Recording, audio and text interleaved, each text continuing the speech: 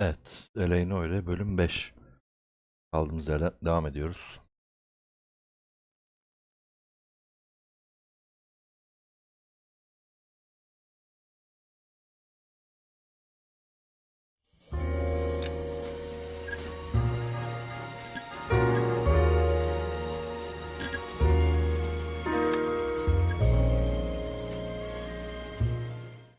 Ekran gelmedi nedense.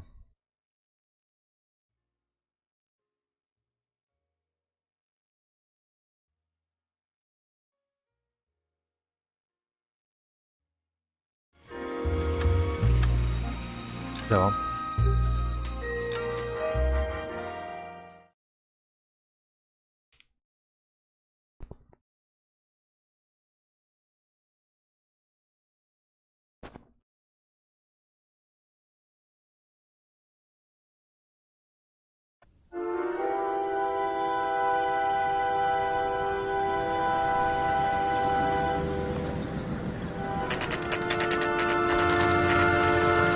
Boks stadyumu.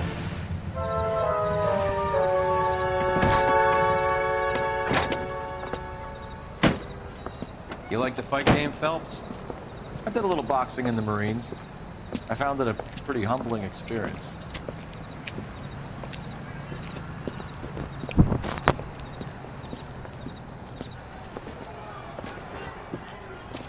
Mix you a sandwich, buddy? Corned beef and egg salad, 12 cents. Bologna and ham and cheese, 10. It's strictly a mug's game. You'll like this fight, though. A plucky limey's about to take a beating from an up-and-coming Negro. You sound pretty sure about the result. I ought to be. I got $50 on the black kid.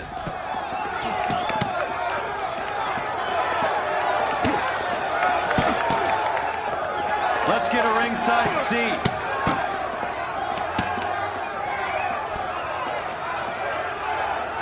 Selam kriminal.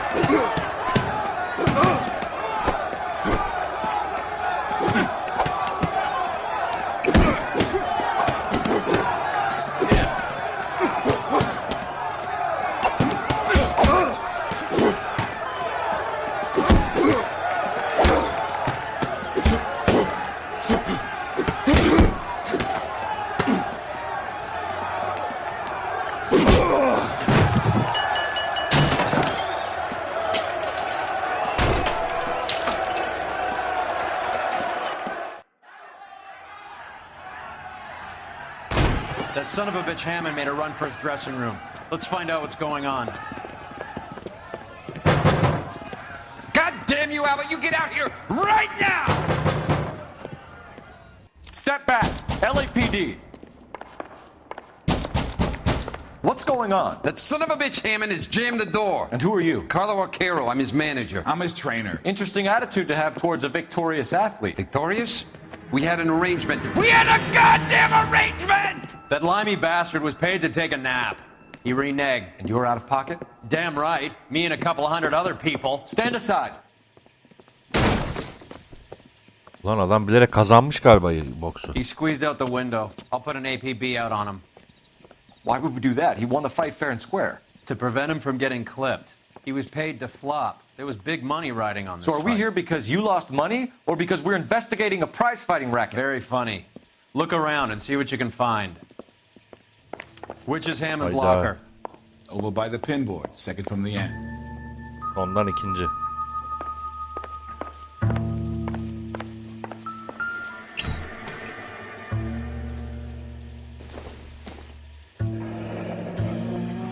There's a phone number we can run by R&I, plus a bunch of names and odds. You're not the only one who likes a flutter, Roy. Hesap yapmış burada.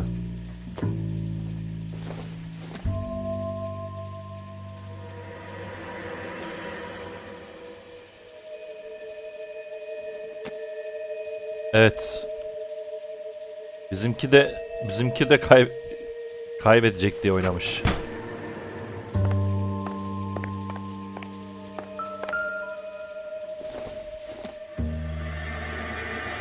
Circumstantial.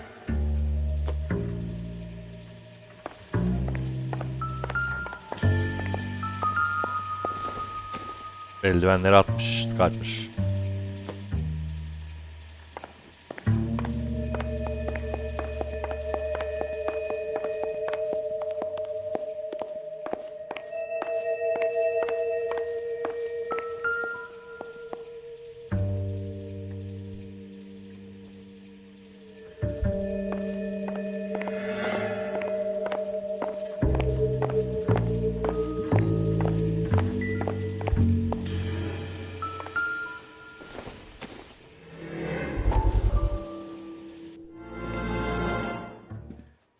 You look troubled.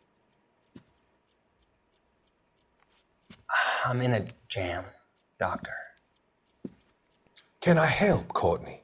Is it money? No, Doctor. That's okay.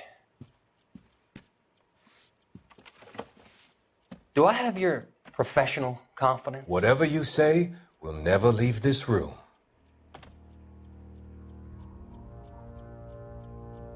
I talked some of the guys in my old unit into doing something, and it's gone wrong. I guess I did it for the wrong reasons, for short-term gain. We came home from China on the Cool Ridge. The morphine robbery. That was us. I thought I could get the guys a fair share. Some sort of benefit for the sacrifices that they made in the war. Those guys deserve it, Doctor. Oh, I'm sure they do, Courtney. But the deserving aren't always rewarded. Tell me about it, Doc. We shifted our stuff onto this mob-connected guy, and it's been turning up all over town. It wasn't meant to be like this. The presumption was rather naive, Courtney. I know that now, Doctor. But people are dying.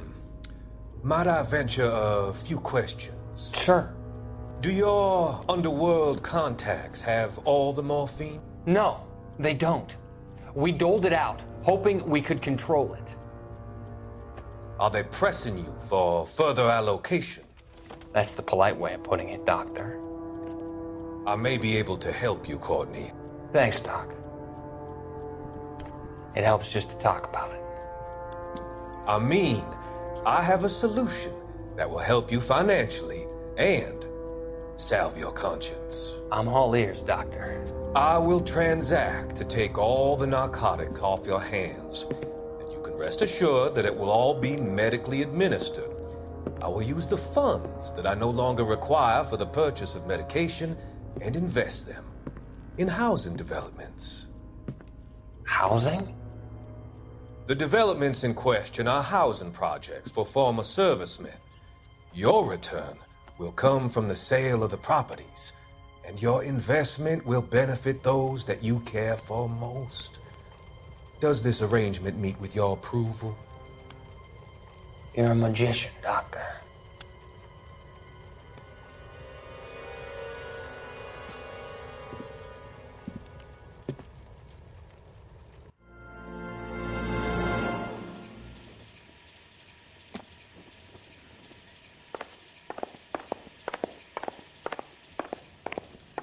Tamam, herhalde her şeyi bulduk.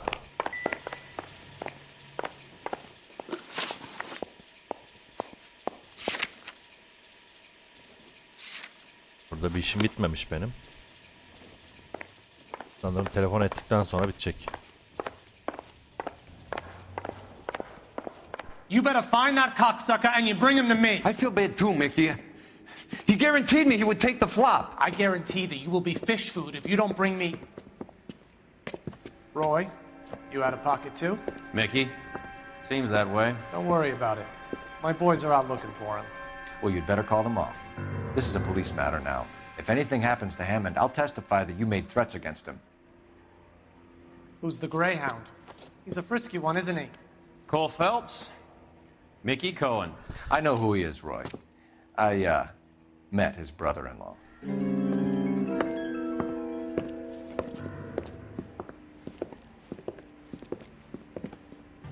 Evet, o I galiba. think you had the mixture pretty scared back there.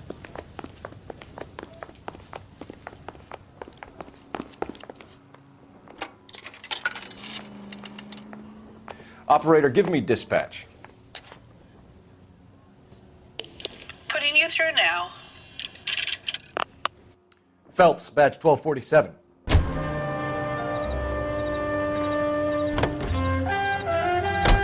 You seem to have a pretty cozy relationship with Cohen and Stompanato. Do I note a hint of reprimand in your tone, Detective? Talking to gangsters comes with the turf. You should try out Mickey's place. He's got a haberdasher's up on Sunset. See if he can get you out of those old man's clothes that you slink around in. It's a front for his illegal activities. It is that, but he does carry some very sharp suits. Yo, yayın var. If it's okay with you, I'll stick with Brooks Brothers. Yayında bir sorun yok görünüyor ben.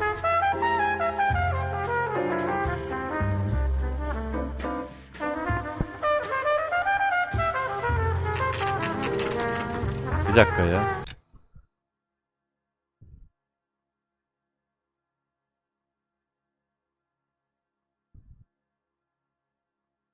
Yayın gidip gelmiş.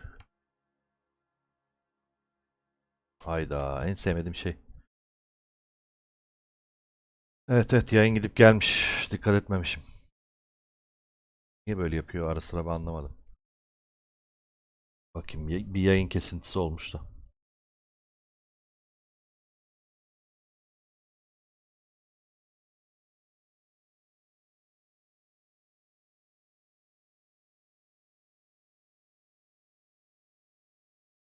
Şöyle baktığım zaman tamam. YouTube'da yayın kesilmiş ama şöyle bir çok kısa 1 dakika falan. Yayın tamam. Kesilmiş ama tamam, devam.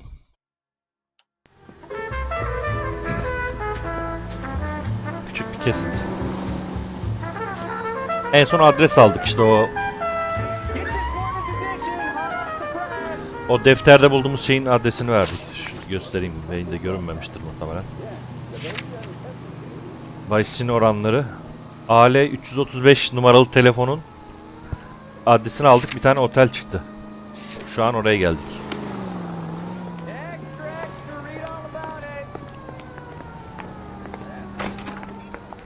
Yeah, what do you want? LAPD. We're making inquiries into the whereabouts of an Albert Hammond. No one here by that name. You sure? Sure, I'm sure. This isn't the sort of place where people use their real names. Ha, yani. Take a look at the register if you don't believe me. That's the guy. I hear he's an honest cop. Now there's an oxymoron for you. Neydi? AL 345 miydi? Okay, so look for prominent Tommies. That should narrow it down. I was married Ama by yo a judge. İngiliz askerlerine bak diyor.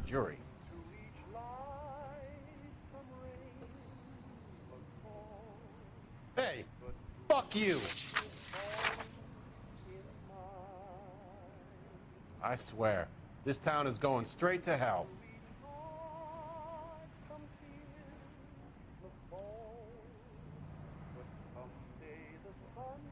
Will you look at this clown?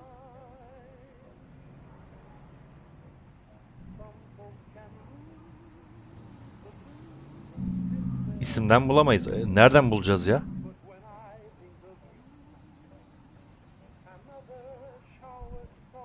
Yok öyle bulamayız bunu dur.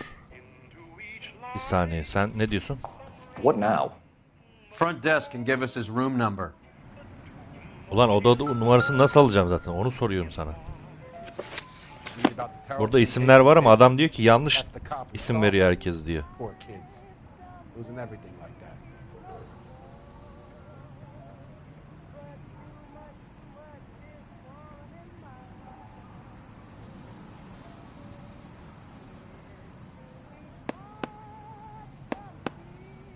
Değil 305 değil. Bir şey kaçırıyorum. Şurada da 305 var.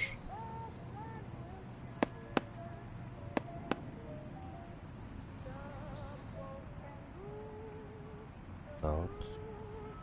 Şunun neden şeyi yok? Saati. Check-it'ı yok.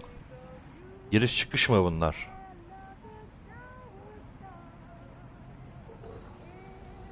En son mesela bu var. Bu var. Bu var. Bu var.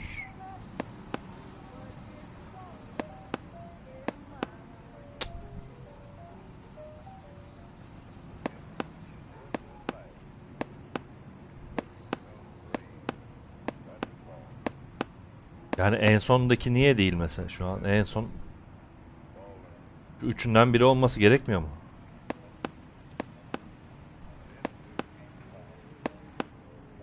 Bir şey anlamadım neyse.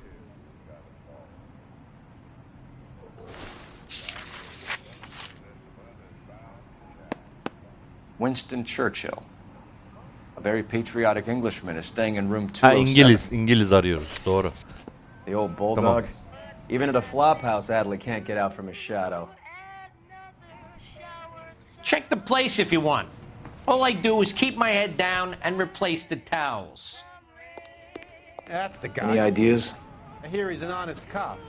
What do you There's an think? oxymoron for you. Kaç numaraydı?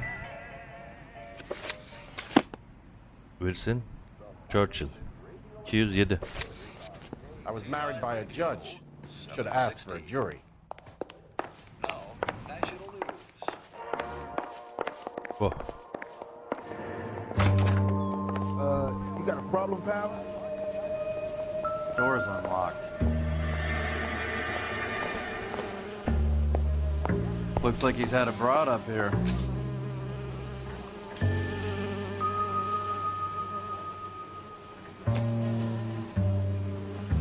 Bu sinek sesleri ne lan böyle?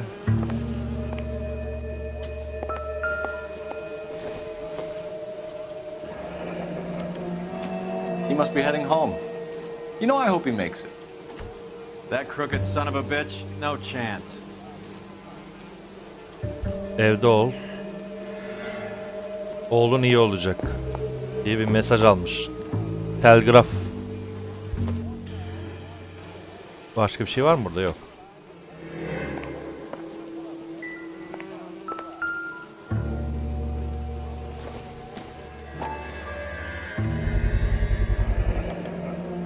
I guess a fighter has plenty of time on his hands between bouts.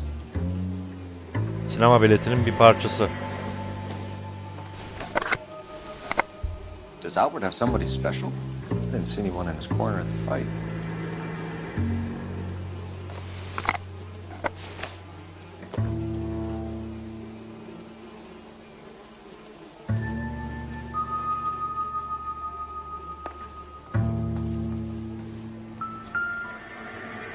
Insta-heat. Adrian Black's product of choice. Seems like a lifetime ago. Aynen. Bak o ısıtıcı boru. Kanlı boru vardı ya o davadaki.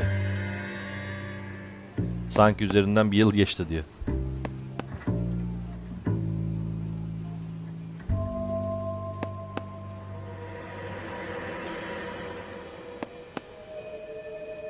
Candy Edwards. İsim var. Candy has expensive taste.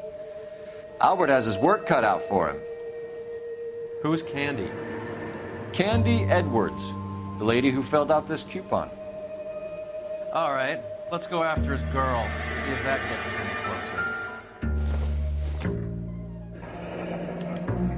Looks like Albert has been doing some homework. 11 grand would be a nice little nest egg. İşte bu da kazandığı para. Sorguda kullanabiliriz.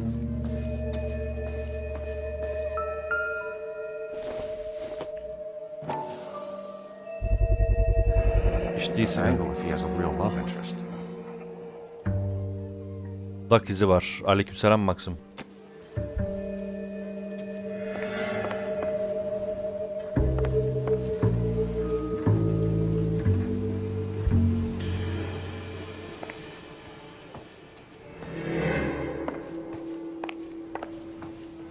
Kaçırdığım bir şey var mı? Yok herhalde.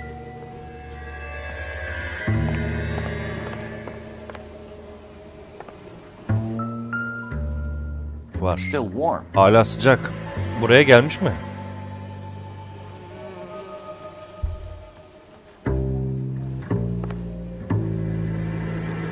Help me out. All right, let's go after his girl. See if that gets us any closer. Ama burada hala şey var. Çıktığında ben de bitirmiştim. Uzun yıllar oldu da hiçbir şey hatırlamıyorum ben de. Niye burada hala ipucu var? Ya da bir şey var. Ya aşağı inelim bakalım. God damn! Read about the Carlson case in the paper? That's the cop who solved it. Poor kids. Losing everything like that. Bir dakika. Otelin üzeri çizilmedi yalnız. O adam gitti ama bir şey var kaçırdığımız. Ne olabilir? Hey, fuck you. Şuranın bir çatısına bakalım, belki bir şey var. Hala sıcak diyor çünkü. You got a problem, pal? And then the louse calls and says he's going to marry an English. Dur bir dakika. O neydi? Bu ne? Şey değil.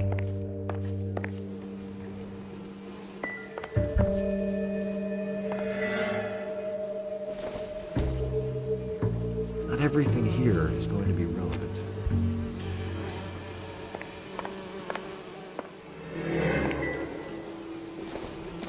Burada tek bir ipucu var. Burada üçüne de bakmadık mı? İkisine baktık.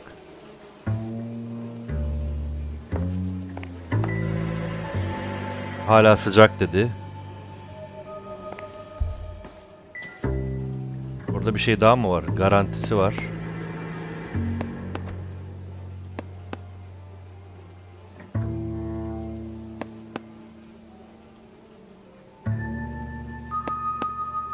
Telefon yok.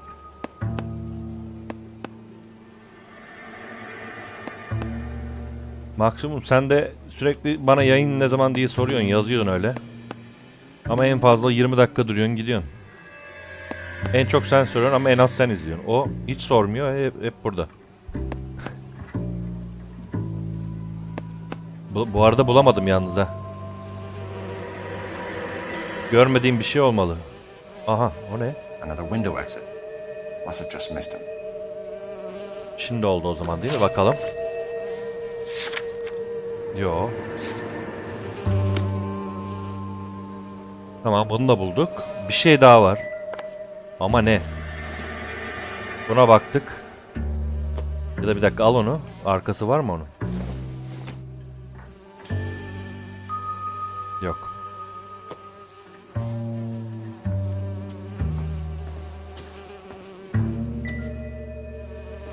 Sigaraya baktık. İpucu çıkabilir dedi. Dolaba bakmadım ama dolapta da bir şey yok. Başka bir şey olduğunu zannetmiyorum.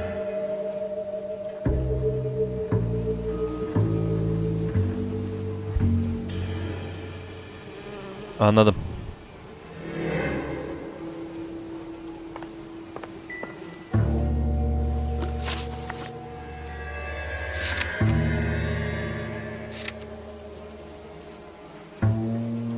Burada adres mi vardı? Yok ki.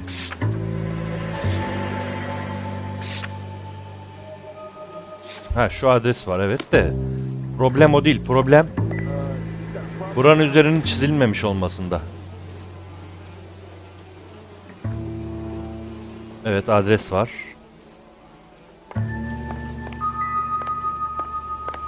Bir pencere daha dedi. Kaçmış diye. Ama problem hala da devam ediyor. Buradaki çizim şeyi yok, gitmedi. Bir düşün, ne olabilir? Hayır, öyle değil. Buranın üzerinin çizik olması gerekiyordu. Ben çok iyi eminim bundan.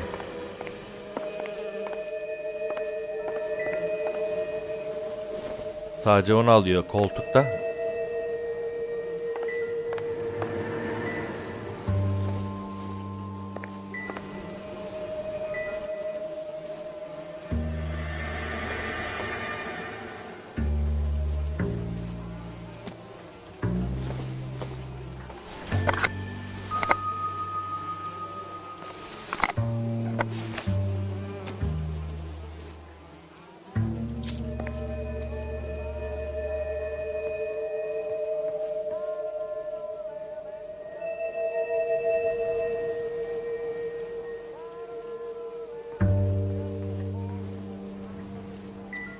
Neyi gözden kaçırıyor olabiliriz ki?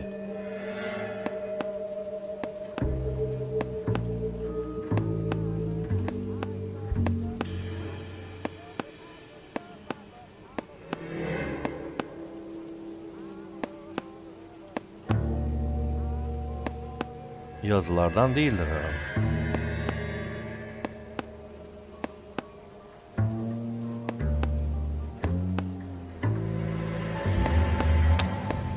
Burada adres var ama.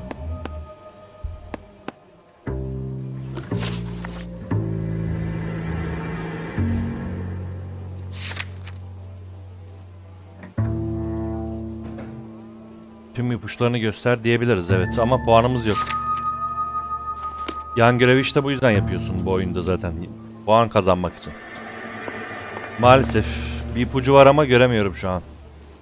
Sadece bunu alıyor eline, başka bir şey almıyor. It would take a smarter man than me to connect that. Bir de sanırım olay yerinde ipucu kalmadığı zaman bu müzik de gidiyor olmalı. Peki şöyle bir şey yapsak. Bu pencere nereye aç? Bu pencerenin aşağısına bir bakmayı deneyelim. Belki atlarken bir şey düşürmüş olabilir oraya. Çünkü bu odada her şeye baktığıma inanıyorum. Yani başka bir şey olamaz yani. Pencereden atlamışım madem.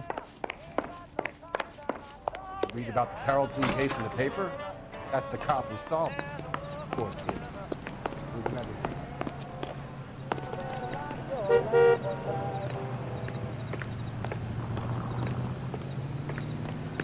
Let's take a quick intermission for the evening.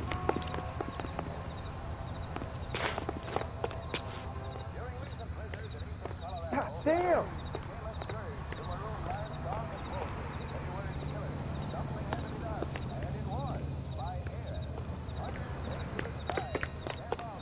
Three blondes.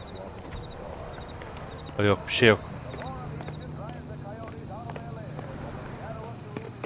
Yapacak bir şey yok. Belki bir daha geleceğiz buraya ama. That's the guy. I heard he's an honest cop. You drive. Gidiyorum. I need to go over the case notes. Bulamadım abi. All right, where to?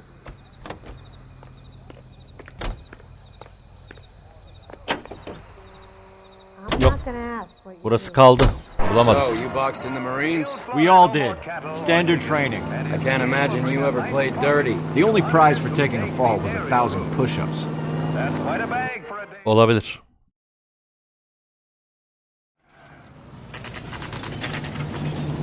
Buradan sonra bir daha döneceğim oraya.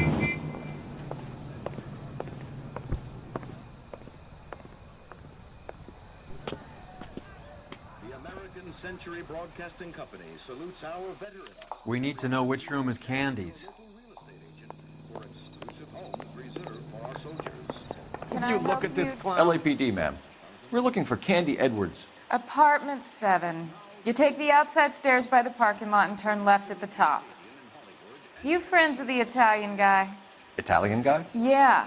Sleazy type? Gave his name as Carlo. I didn't like the look of him, but Candy has some funny friends. Thanks. This Candy broad must be as sweet as she sounds. All these gentlemen callers.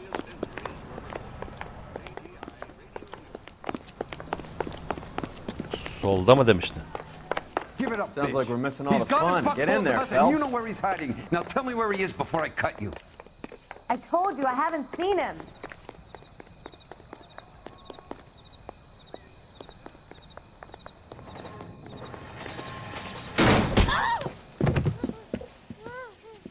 Like hitting women, do you? This isn't gonna end well for you, friend.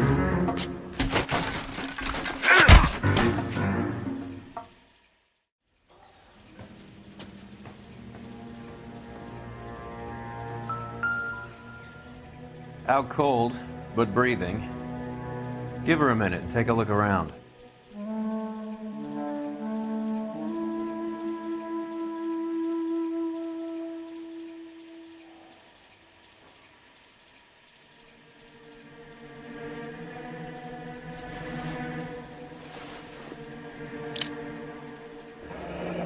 Nasty weapon. All the Italians carry them. A real man uses his fists or a gun.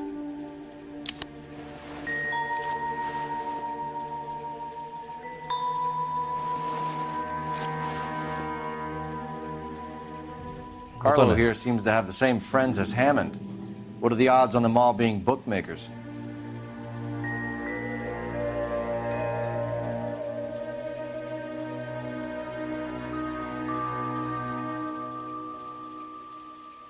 O kupondaki isimlerle aynı mı?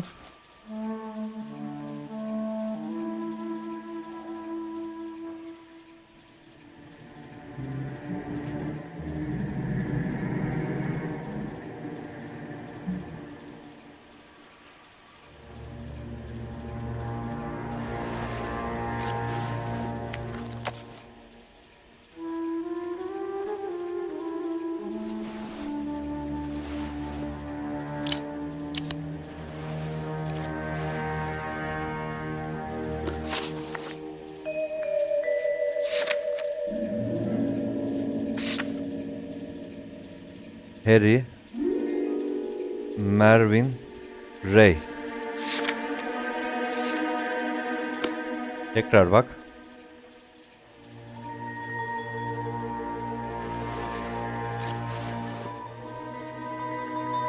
Mervyn, Ray, Harry. Bak. Üçünden alınmış. Bak Wallace ve George'dan alamamış.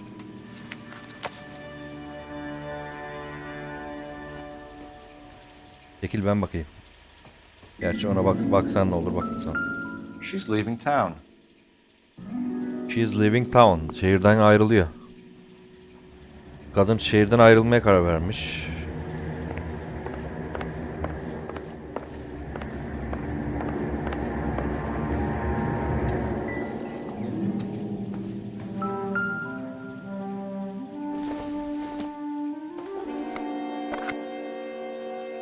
I don't think this is going to help us.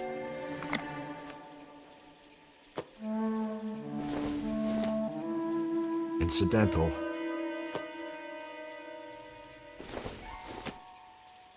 No good to me.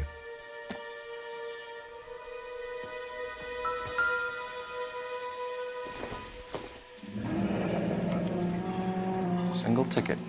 One way. I guess there isn't a lot for Albert in Ohio.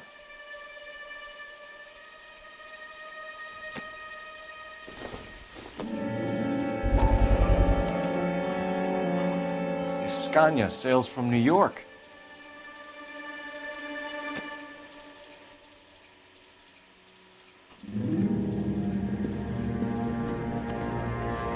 Take a seat, Miss Edwards. We have some questions for you to answer. Look, I haven't done anything wrong. Ever? I find that pretty hard to believe. Can you answer some questions now, Miss Edwards? Sure, I've had worse. I'll shake it off.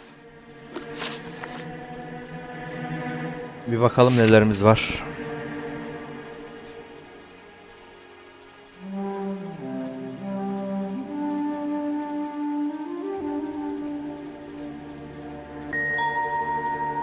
Başvuru kuponu gazete üstünde yazıyor.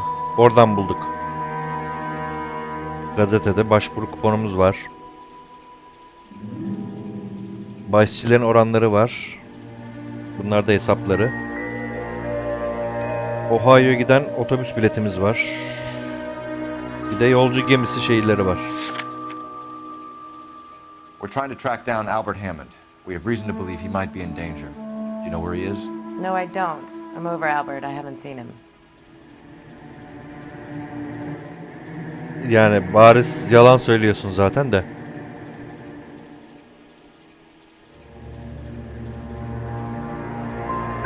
Save it for the suckers, Candy. Albert Ay, won big. ne yaptım He may ben? not have told you, but you don't strike me as the type who leaves town when there's money to be had. Call me anything you like, Flatfoot. I'm done with this burg and all the cheap chiselers who live here.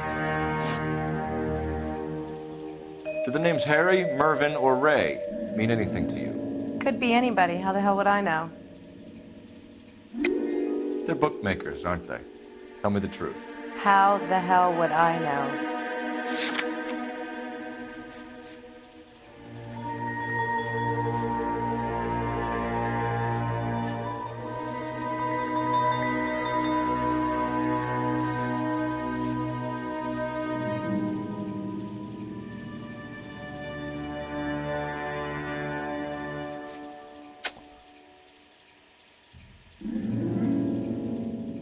Sorry.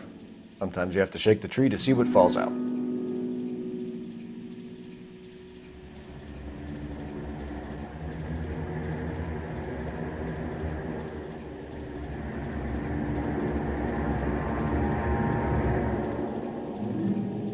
Ne diyeceğiz? O ikisinin arasında bağ kuramıyorum ki. Şüpheli zaten, ya şüpheli yalan zaten de.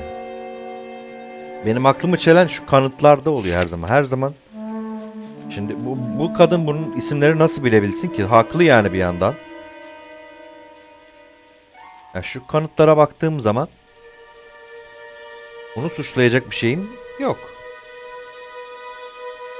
Çünkü bunu zaten şunu bak dolabından çıktı o öbür adamın. O yüzden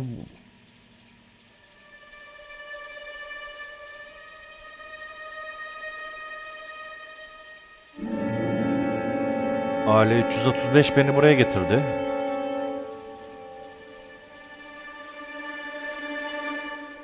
Hayır, buraya getirmedi. Önceki otele getirdi. Yok, şüpheli. Şüpheli diyeceğim.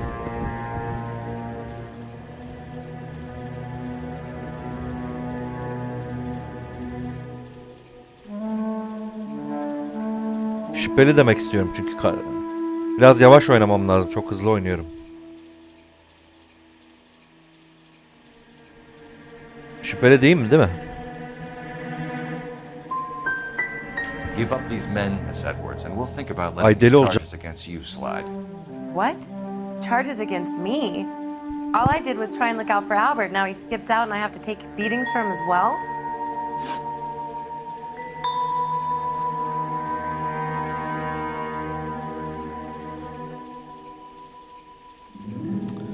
Davayı baştan başlatsam mı?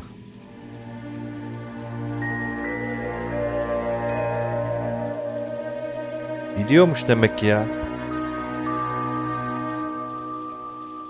Biraz daha düzgün oynayalım ya. Kaç dakika oldu yayın? Yarım saat mi oldu? Neyse devam ya. You're leaving town, Miss Edwards? Yes, I'm going straight home.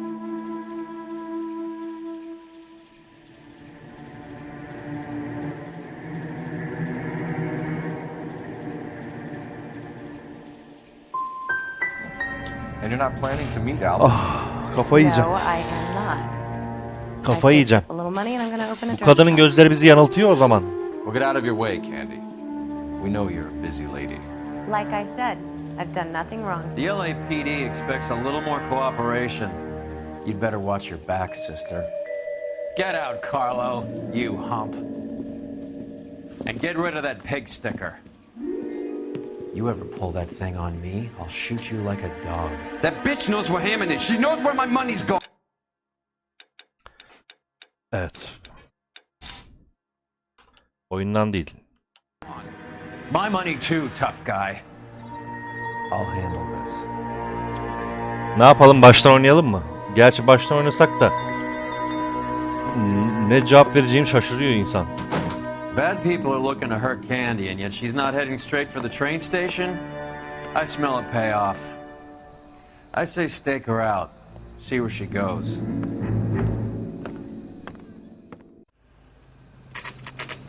Neyse devam edelim ya. Uğraşmayalım şimdi. Yarım saatimiz boşa gitmesin. Tail is broad. Don't let her get away, but don't get spotted. I'll bring up the car behind you.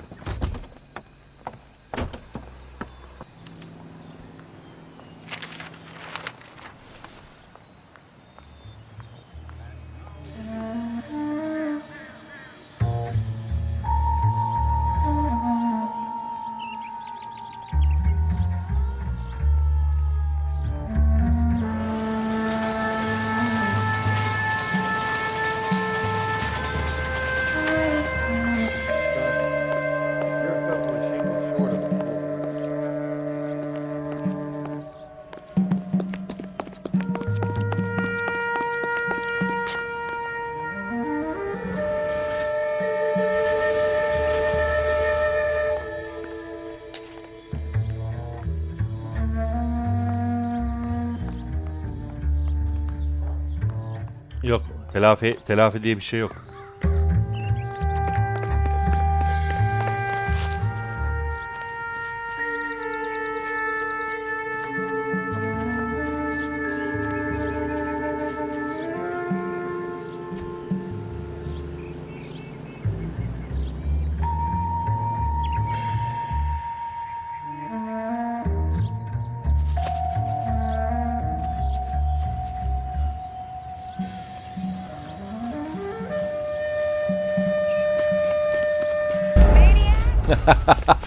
Bu tarafa doğru geldi ya, Allah'ım yarabbim, manyak diyor.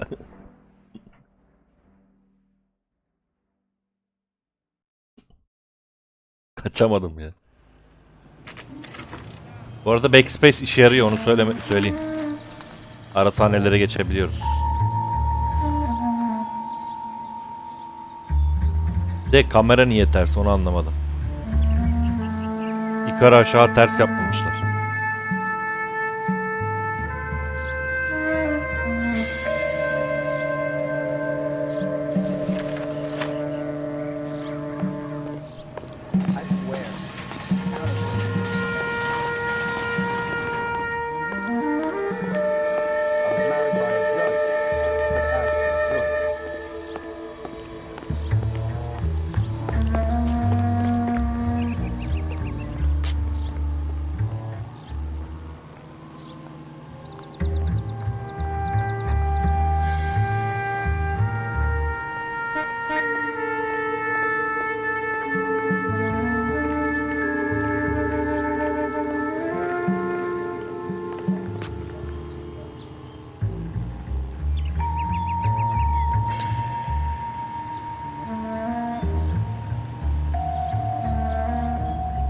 Var kıyafet şey diyor ya, orada gizlenme şeyleri var ya, onu diyor.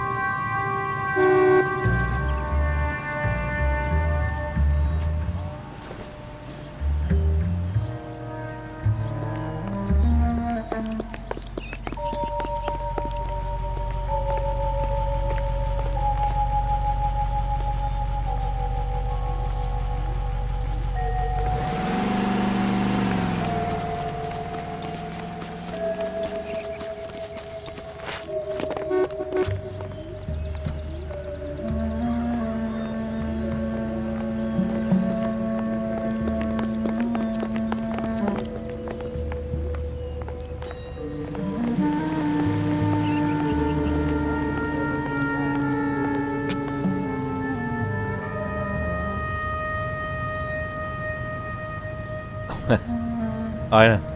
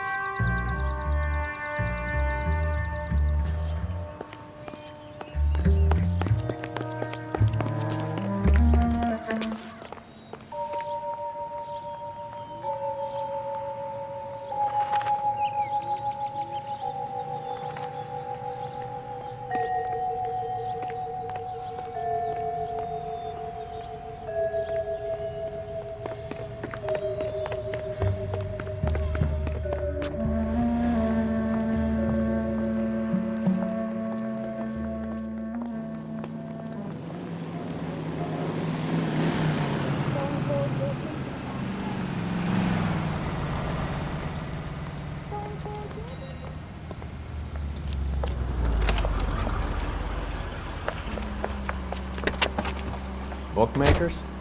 Yes. Surprise, surprise.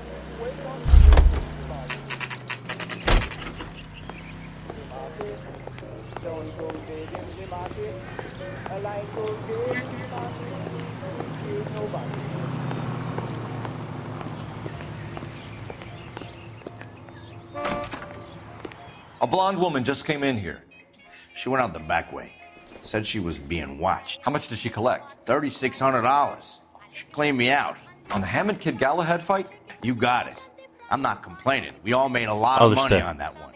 Bu işte beraberlermiş. On Galahad, and then Hammond knocks the bum out. So she collected the money and went out through the back door? Nope. She made a phone call over there. wrote Ulan something ne on ara a yaptı o notepad, kadar şeyi? And then left.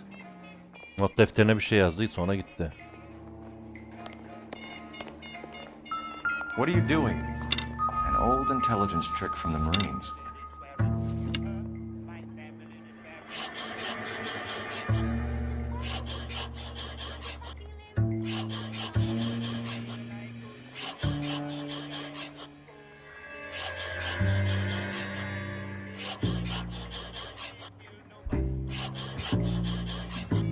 Aynen.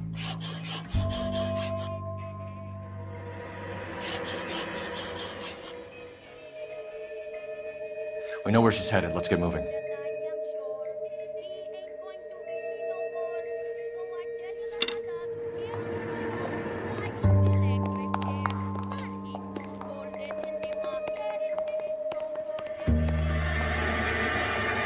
Wow.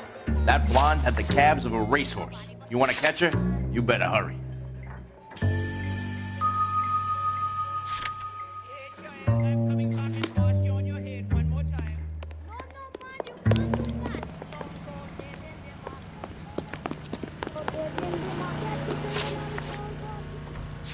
Ya da neyse ya, tamam, buraya gidelim.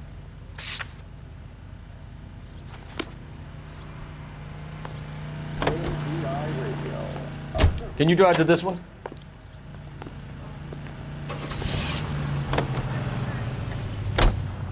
Hammond backed himself to win. And Candy is picking up the winnings. Smart play. Evet, akıllıca oynuyorlar. Question is Candy collecting on Albert's behalf, or is she cheating him too? Car 11K 11 King, further to your request, Bunko Fraud has 3 known bookmakers operating out of storefronts in the Hollywood area. Thrifty Liquor, 6106 Santa Monica, the Examiner Drugstore, and a Max Spirits at 1658 North Cherokee. KGPL clear.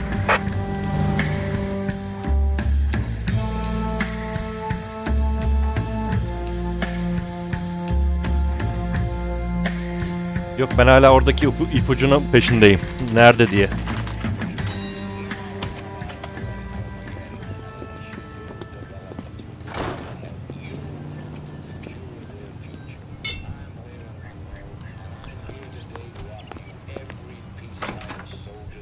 Detectives Phelps and Earl, LAPD. Relax, Cole.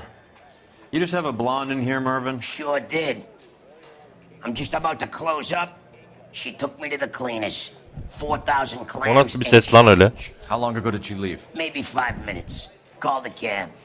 Asked for a number. I told her there was a card over there by the phone. God damn it all, I asked them to hold the mail.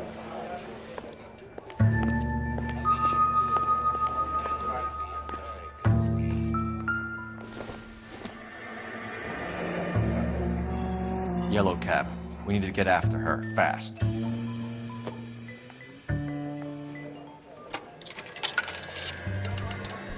Operator, give me R&I. Putting you through now. Can you connect me to the Yellow Cab Company? Hollywood 2187, please. This is Detective Phelps, LAPD. You dispatched a cab to 1487 Ivar Avenue, Hollywood. Yes, sir. Sent 1 round from the pool. Do you have the number of that cab? Number 179. Thanks. We're done playing around. Get Mervyn to give us an address on Ray's place.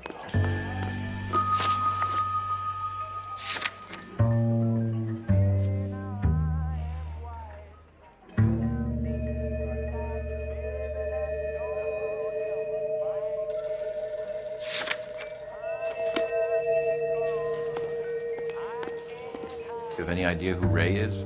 Sugar Ray? Not now, Mervyn. Cole doesn't have much of a sense of humor at the best of times. Ray runs a shop up on North Cherokee Avenue, just south of Hollywood Boulevard.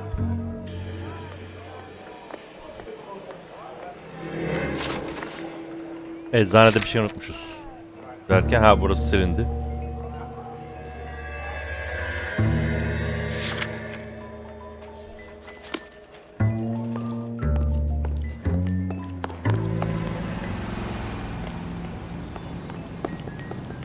You can drive. This broad's planning on cleaning out every bookmaker in town. Aynen öyleymiş vallahi. Her yeri soyacakmış. Never trust the limeys, especially where a fight's concerned. A mistake we can't seem to stop making. Gitgide zorlaşıyor oyun ya. Buralar en zor yerler.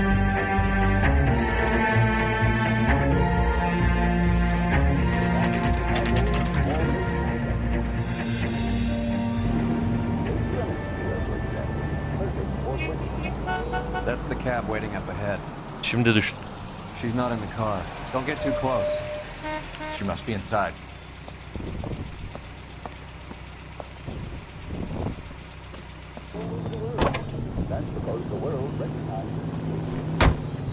We're on the move again, Cole. After her.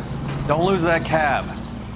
Hammond is over the hill. He's a punching bag for the up-and-comers. He should know his goddamn place. I think he knows. I think he worked out the place isn't L.A. He's punchy. His brain's going to mush. Winston Churchill? Give me a break. Churchill is a fighter, Roy. Hammond didn't just scribble down the first name he could think of.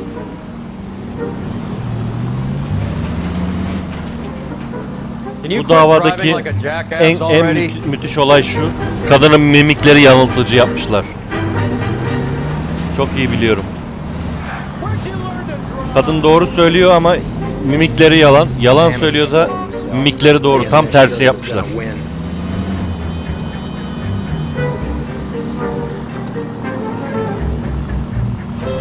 O yüzden 3'te 0 yaptık zaten.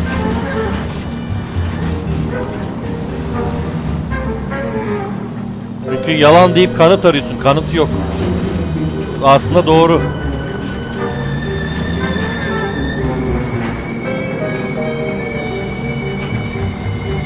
Evet, bu davada özellikle böyle bir şey var.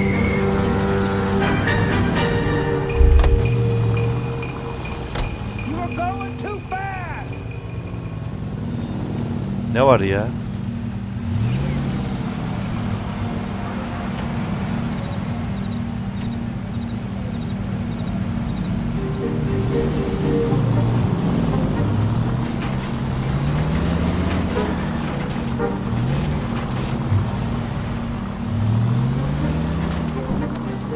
Dokunmadım bile adam. Bitch is giving me what I'm owed. That's all I know.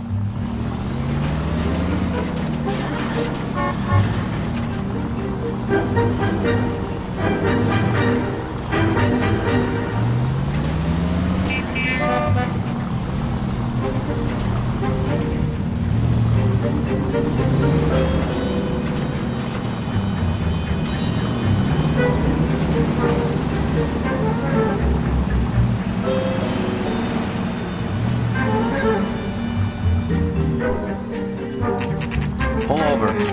She's heading inside.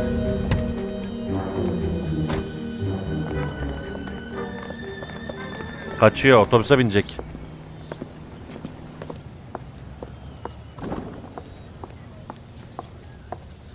Ya da biriyle buluşacak. I think I just saw Hammond. I'll tail him. You get in there and stay with Candy. Make sure you don't let her see you. This guy's got a spring loose. American 927 is delayed by approximately half an hour. What the heck? Gazeteye olan bir yer yok mu ya? The nerve of some people. That's the cop. Lan oğlum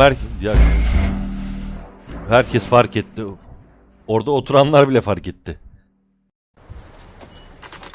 I think I just saw Hammond. I'll tail him. You get in there and stay with Candy. Make sure you don't let her see you. Ben de başka gazete arıyorum. Başka yere otur. Bir tane yer yapmışlar zaten. Going to church doesn't make you a Christian any more than staying in the garage makes you a car. Attention all passengers. The You're a real asshole. You know that? Bir şey oluyor, koş. Silah patladı. Abo.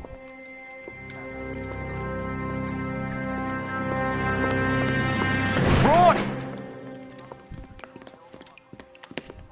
Call an ambulance. Hammond got away.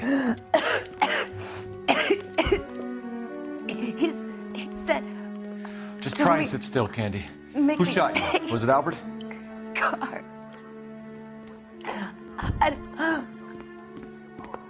They're on the way. I have a patrolman searching the depot. The chief's putting together a manhunt for Hammond. He got the money, right? Looks like it. A tough bird, our limey friend. Using his girlfriend as the bag woman and then getting greedy over the split. He won't make it out of town. That's how you see it? I told you that cocksucker was a crook.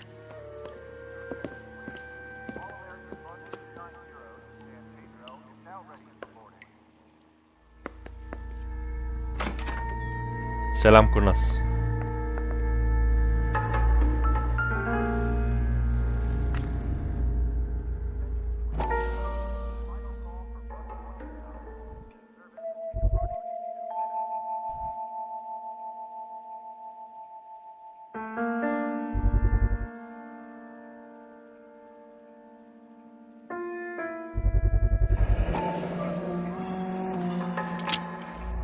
.32 caliber. Bir kere One shot fired.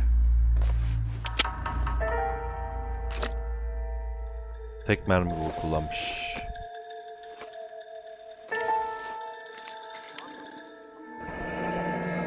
Ha, biletin yarısı. Egyptian Theater. Mısır tiyatrosu. Ya da Mısır değil, Egyptian ismi diyelim. So what now? The theater, I guess. We don't have much else to go on. Başka yer yok, evet.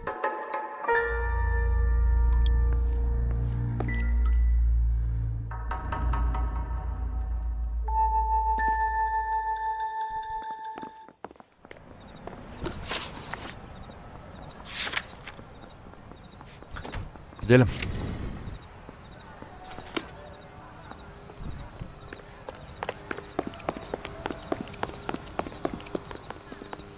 You're behind the wheel.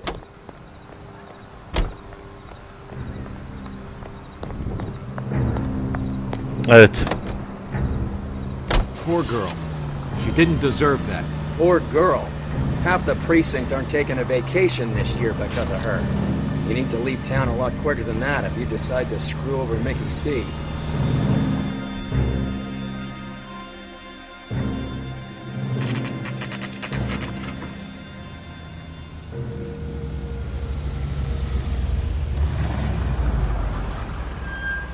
This seems like a long shot. Aren't they all? Car 11K, Car 11 King, come in. Car 11 King. Message from the coroner. The cause of death was a knife wound. Repeat, a knife wound. Revolver appears to have belonged to the victim. Son of a KGB all clear. bitch. He stabbed her. I thought you said real men use their fists, not guns. That guinea cocksucker. You think he got the money too? Come on, Roy. We're bringing this whole tragedy to its conclusion. Nasıl ya? Silah sesi duyduk. Silah var, ateşlenmiş. Ama bıçakla. Ne alaka ya?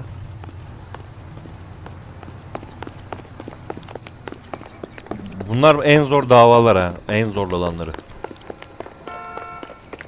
Why'd you kill her, Carlo? Your gripe was with me.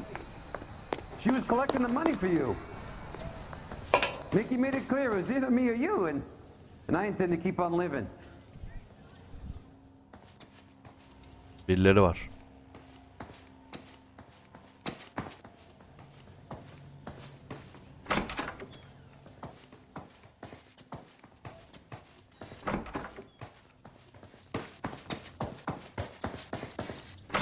She stole those betting slips. She was running out on me. And you were gonna let her? No, I let her collect. I set her up, just like she set me up. Just like my manager set me up. Everyone wanted me to take the dive. Everyone wanted me to take the short money. It's for the best, kid. You were washed up, kid!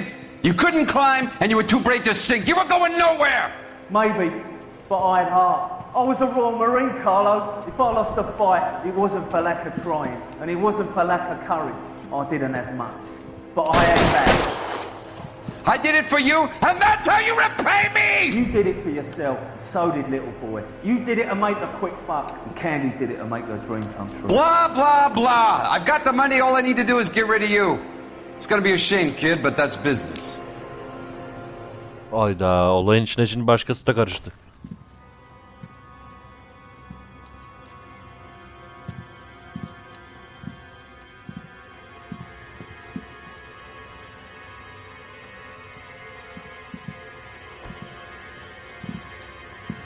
We've heard enough, Arcaro. Put down your weapon. You're making a big mistake.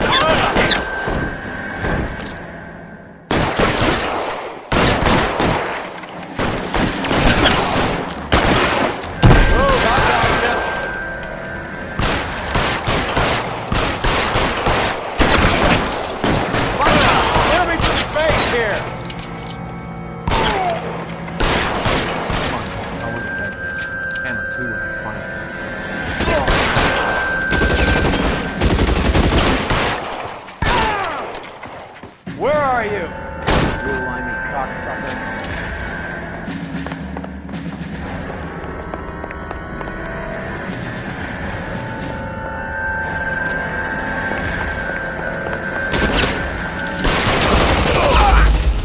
Ödüm koptu yemin ediyorum.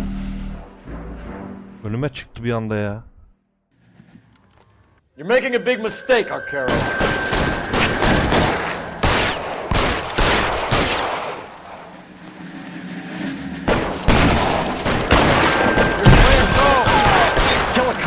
And it's the electric chair. Come on, Cole. Carlo's a dead man. Hand him two when they find him.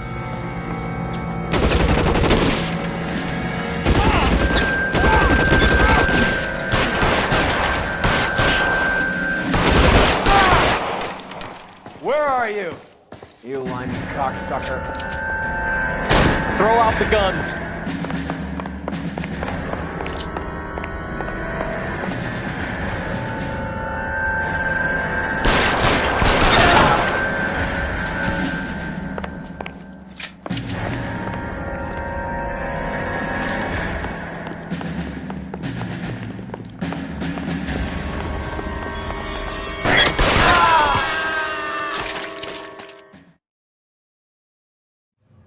It's time to come out now, Hammond. Put the gun down, Roy. That son of a bitch owes me a lot of money. Catch. Escania sails from New York, Hammond. Be on the next train and don't ever come back. Why? Because I was a Marine and I once lacked courage. Everyone deserves a second chance. Lan ne yapıyorsun? Adamı saldık. Fuck you! That English prick is getting away with my money, Phelps! Bunu yapmayacaktık işte. I'm hearing rumors of a fight that was fixed, of gangsters looking to get square, that LAPD cops might be involved. Either of you two sons of bitches know anything about that? No, sir. So, the dead wop who turned up in this theater, who used to be a boxing manager, who murdered Candy Edwards, has nothing to do with the fix? Absolutely not. Earl, you're doing venereal disease citations until you can learn to stop lying to me. Phelps, got anything to add? No, sir. Get your uniform from your locker. You're back on Al the işte, street. al işte.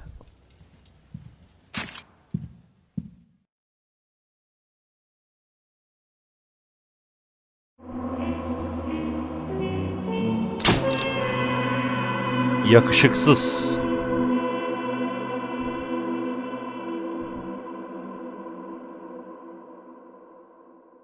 Morgan kızın hikayesini alman zor olacak diyor.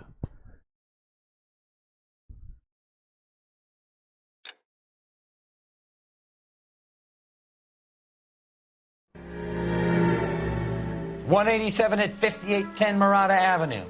Homicide wants you over there. The coroner thinks the broad was whacked using the army morphine. Don't say anything, Roy. Just get over there. I want to make homicide. You know you made it. I want to make homicide. I mean, you know you've What's made with it. that getup? DLC galiba, evet. I should start introducing us as Detective Earl, and this is my science teacher, Mr. Phelps. Your interest in my appearance is starting to get me worrying. Like it or not, we're a dysfunctional couple now. People judge me with you on my arm same way they would a fat broad with a 5 o'clock shadow. I really hope you're joking, Roy. Mouthpiece tore strips off me at the grand jury. Case was thrown out. Now the DA wants my head. Can you drive to this one?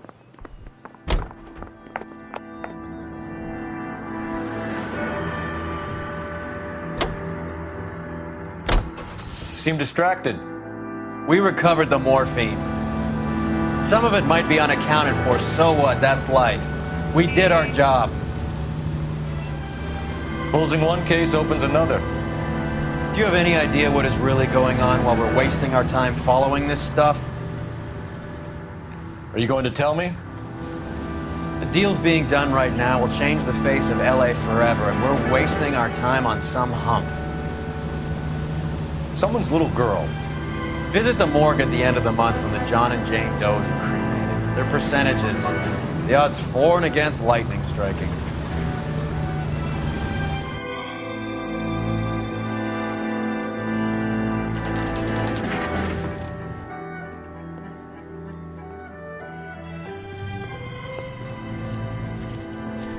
Sanırım her masada bir DLC var. Yani şey olarak, departman olarak. Second floor. Apartment 6. In the back. Thanks. İkinci kat, apartman 6.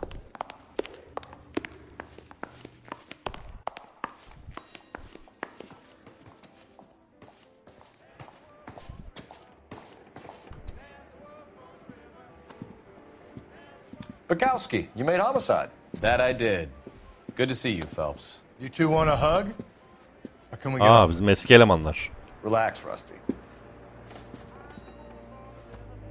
26 years old, fashion model. Found in the tub by the cleaning lady, Mrs. Reynoldson'ı. She called it in.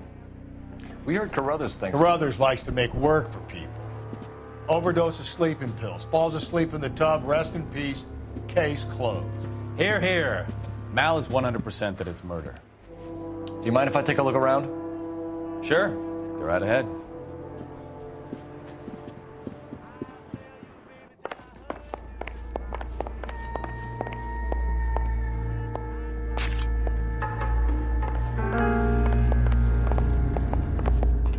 Phelps? Mal, we've had a look around.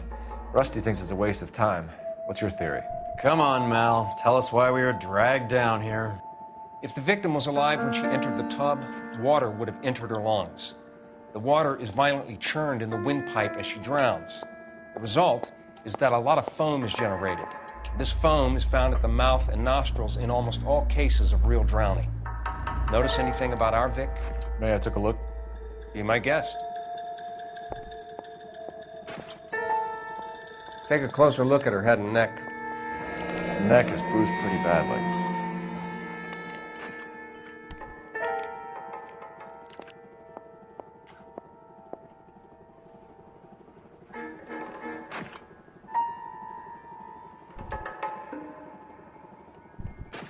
Bruising on the forearms. Isırık var oğlum burada. Look like bite marks. Very good. Isırılmış. Pek de boğulma vakasına benzemiyor. Birisi öldürmüşe benziyor.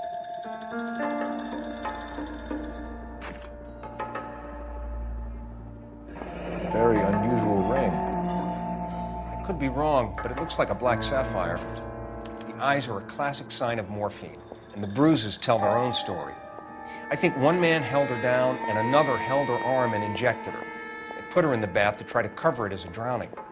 It spread a trail of barbiturates. Take a look around outside on your way out and see if you can find the syrettes. It would make my theory. And morphine would have been very quick. and there wouldn't have been much of a struggle. Okay, so find two guys who recently bought cigarettes and weren't junkies, and you might be onto something. 2 kişi de ha? Bu sefer 2 kişi var işin içinde. She's something else. Yes. Miss Julie Pretty girl like that? Maybe she's having trouble with some boys, huh? Maybe she got her heart broken. Couldn't take it anymore. So she ran herself a bath and down some pills, and then she just left it off. I don't know. Julie, she always had so much fire. So much. Quality English smoking jacket. I don't know anyone under 45 who would wear one. There. It's okay. Lan sen neyin resmini çekiyorsun? Aha, ilaçlar. Looks like barbiturates.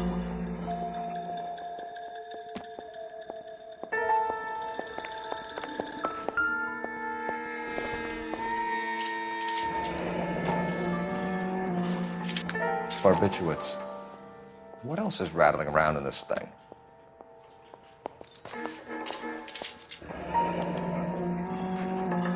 We should speak to a doctor.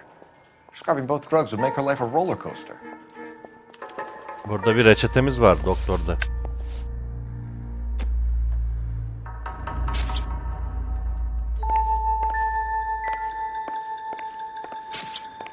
You get lost and let me work? This broad was built to be photographed, even if she is dead.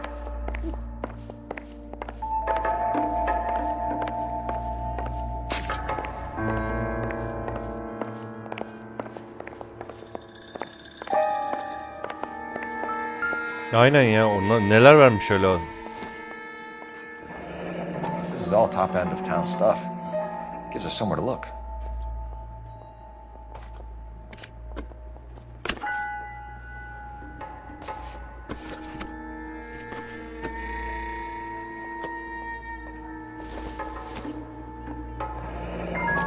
There's been a modeling assignment. Adam mankenlik işinde. It's a place to start. Ne diyor? Salı günü çalışıyorum 11-4 arası. Beni gelip işten alır mısın falan filan. Randall'a sor diyor.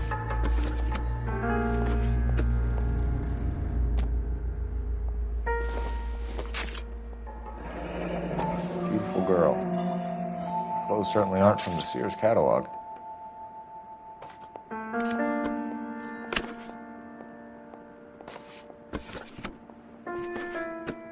Öyle mi? Arkadaş ol mu yazıyordu?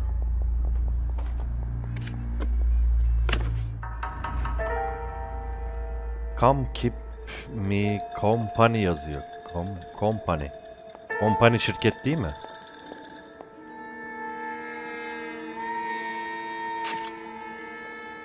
Keep me company. Keep me. Beni işte tutar mısın anlamına geliyor sanırım. O tarz bir şey. Anladım, neyse.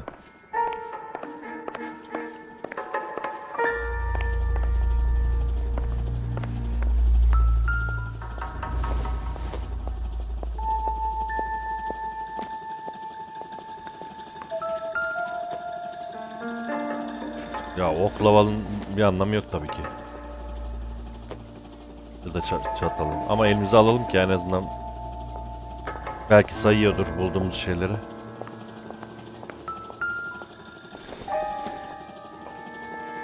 This doesn't pertain to the case.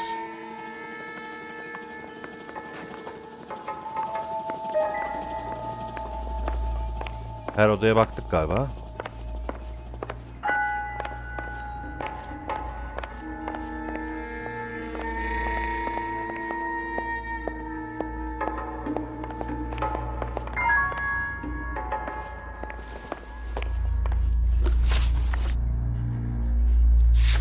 Nelerimiz var bakalım önce.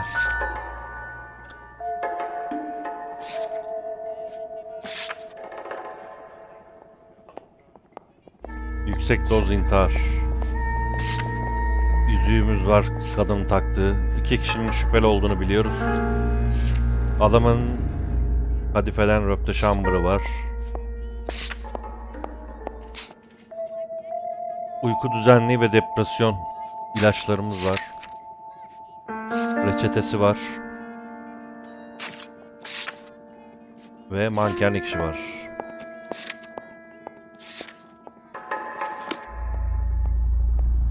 Evet daha kötü oluyor, doğru. Birisi sonradan çevirdiği için. I'm Detective Phelps. I'm here to try and help Julia. Do you mind answering some questions? Virginia Reynoldsson, I'm just so shocked. I feel like there's something I should be doing, someone I should call. We can make those calls, ma'am. Who needs to be notified? That's just it. I don't know. Miss Julie doesn't have any family in town. Someone has to set her affairs in order. Mr. Henderson, maybe? Who else is there? I don't know. If you give the details to the other detectives, ma'am, they can try and get in contact.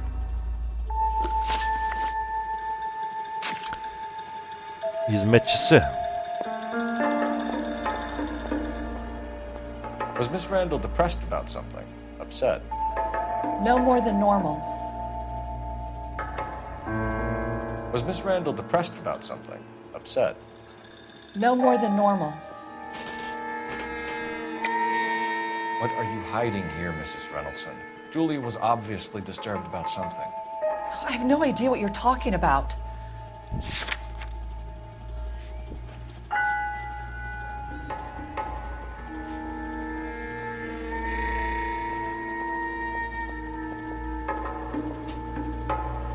Ne diyorsun?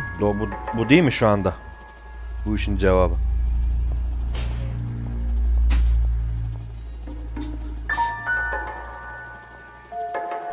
Gerekçe bu değil mi? Uyku haplarını görmemiş midir yani? Görmüştür illaki. Basıyorum. She was taking barbiturates. She couldn't sleep. You must have seen them in her room. You've seen the pillbox, the things she hid in there. I don't know how she supported herself. Always new clothes and jewelry. She lived like a movie star. A princess. Does modeling really pay that well? Ya şu müzik niye gitmedi ya? Bu müzik kafamı karıştırıyor benim. Bir saniye. Kalk ayağa. I'm trying, officer.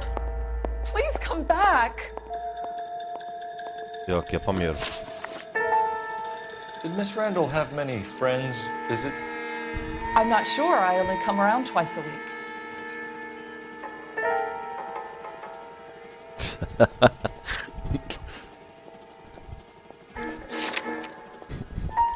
Dur bir dakika.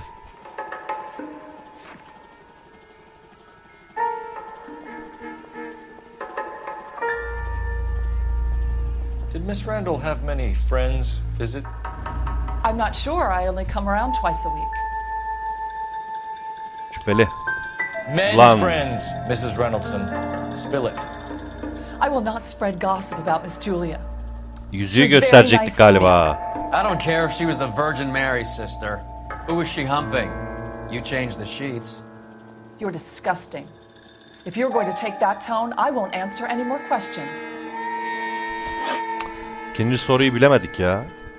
Ne, yüzüğü mü gösterecektim yani? What was it like working for Miss Randall? Perfectly fine, officer.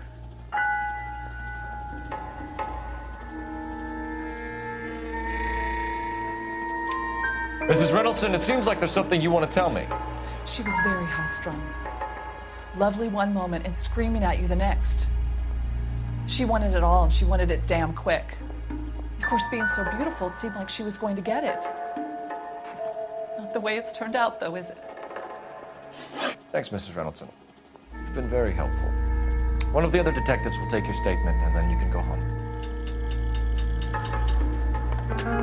Şimdi ne yapacağım biliyor musun? Davayı tekrar alıp yüzüğü seçeceğim şimdi. 3'te 3 yapalım. En azından şimdilik yapalım yani. 187 at 5810 Murata Avenue. Homicide wants you over there. The coroner thinks the broad was whacked using the army morphine. Hadi geç şunu ya. Don't say anything, Roy. Just get over there. I say we bust in there and find the goddamn evidence. Şeye uyuz oldum ya. Müzik benim kafamı karıştırıyor ya. O ipucu müziği kalkıyordu normalde. İlk defa kalkmadı yani. What's with that getup of yours anyway? I should start introducing us as Detective Earl, and this is my science teacher, Mr. Felton.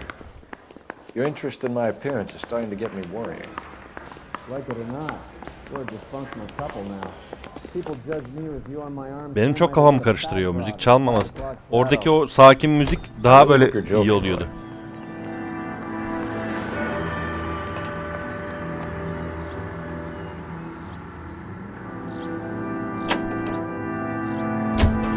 Seem distracted. We recovered them. Ara sahneleri geçiyorum. Second floor, apartment 6. Thanks.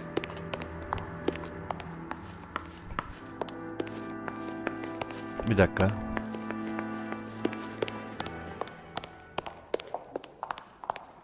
Burada var mı zil mil bir şey? Var ama orada bir şey olmuyor. Tamam.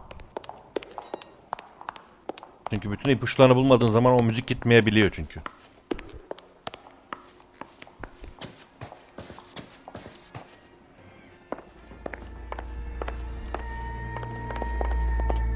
Phelps? Mal, we've had a look around. Rusty thinks it's a waste of time. What's your theory? Come on, Mal. Tell us why we were dragged down here. If the victim was alive when she entered the tub, water would have entered her lungs. The water is violently churned in the windpipe as she drowns.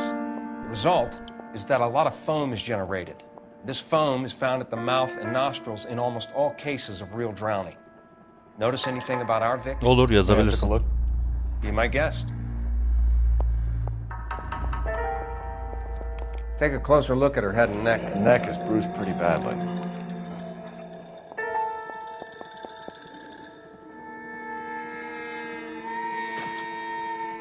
Bruising on the forearms, and these look like bite marks.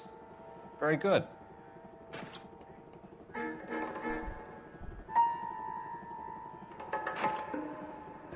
Very unusual ring. I could be wrong, but it looks like a black sapphire. The eyes are a classic sign of morphine, and the bruises tell their own story. I think one man held her down and another held her arm and injected her. They put her in the bath to try to cover it as a drowning. It spread a trail of barbiturates. Take a look around outside on your way out and see if you can find the syrettes. It would make my theory. The morphine would have been very quick, and there wouldn't have been much of a struggle. Okay, so find two guys who recently bought syrettes and weren't junkies, and you might be onto something. Şırıngam.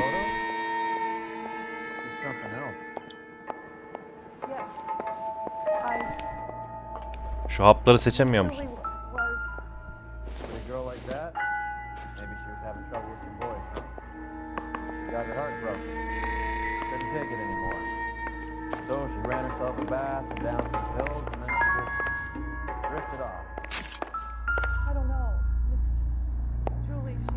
Quality English smoking jacket. I don't know anyone under 45 who would wear one.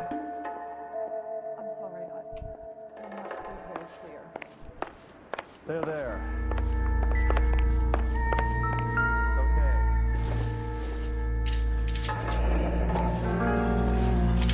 Barbiturates. What else is rattling around in this thing?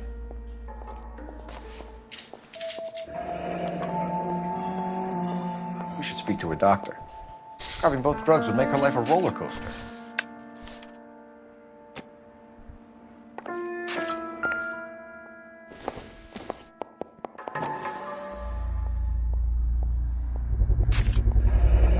Looks like barbiturates.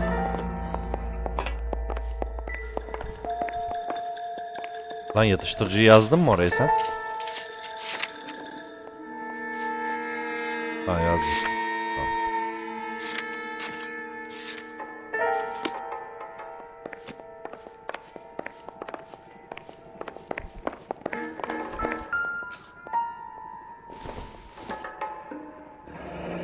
This is all top end of town stuff. Gives us somewhere to look.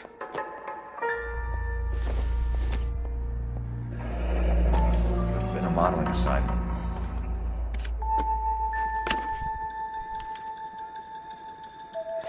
It's a place to start.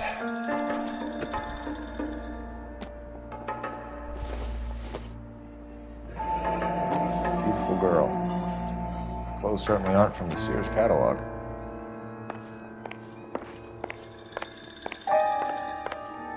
Ya illa yaptıracağım mı? Tamam peki. Bakalım da yine de şey olmasın.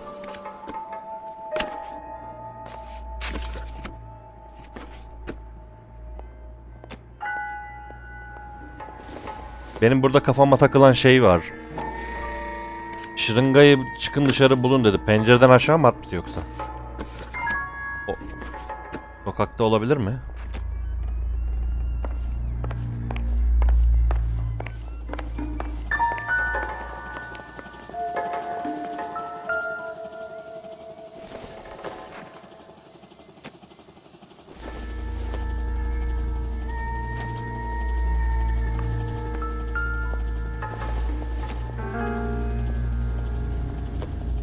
Benim sinirimi bozan şu müzik oluyor çünkü.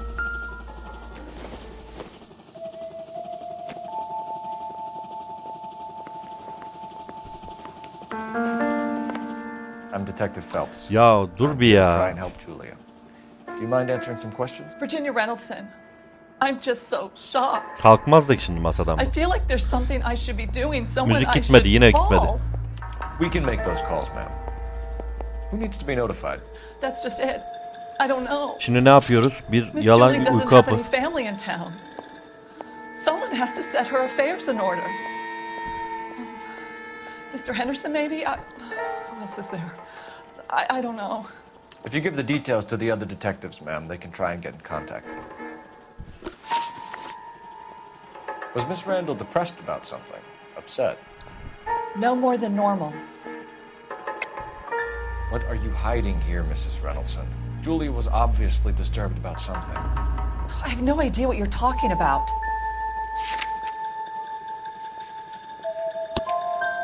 She was taking barbiturates. She couldn't sleep. You must have seen them in her room. You've seen the pill box, the things she hid in there. I don't know how she supported herself. Always new clothes and jewelry. She lived like a movie star. A princess. Does modeling really pay that well? Did Miss Randall have many friends visit? I'm not sure. I only come around twice a week.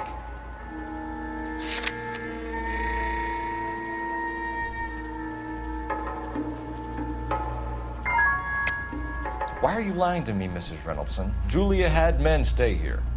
I will not speak ill of the dead. You can't prove that.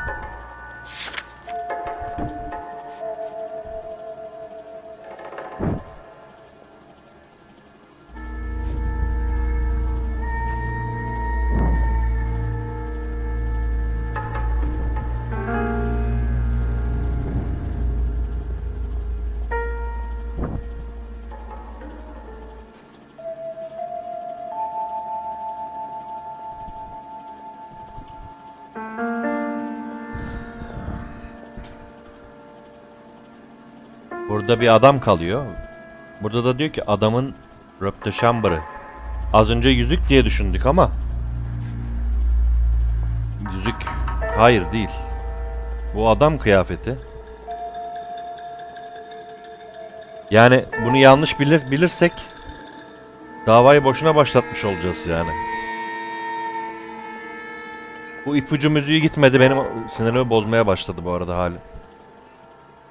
I can't stand around here all day waiting for you. Her face beneath the water? Ya bu erkek kıyafetine I need to do benziyor. something. Ben basıyorum ya. Buna basacağım. Evet. Who owns the smoking jacket? I wouldn't like to tell tales, you understand. Hayır, kopya That's istemiyorum. Mr. Henderson's. An older man, very distinguished looking. He seemed very much in love with her. Niye yalan söyledin Where o zaman? would we find him? I'm sorry. I don't know. He said he lives in San Francisco. What was it like working for Miss Randall? Perfectly fine, officer. Lan her söylediğin yalan be. Mrs. Reynoldsson, it seems like there's something you want to tell me. She was very high-strung. Lovely one moment and screaming at you the next. She wanted it all and she wanted it damn quick. Of course, being so beautiful, it seemed like she was going to get it. Not the way it's turned out, though, is it? Thanks, Mrs. Reynoldson. You've been very helpful. One of the other detectives will take your statement, and then you can go home.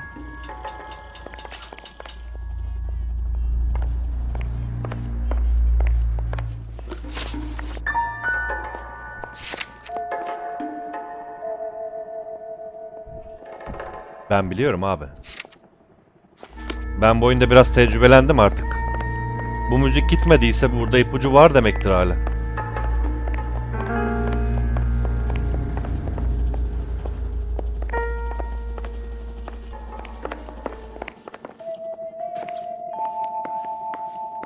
Bu pencereden mi atmış olabilir? Lan cesedi götürmüşler.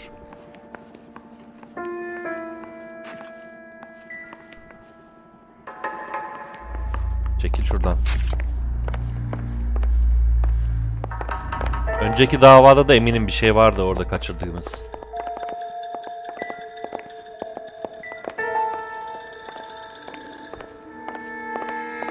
Biraz apartmanın dışında arayacağım onu. Ona baktım zaten.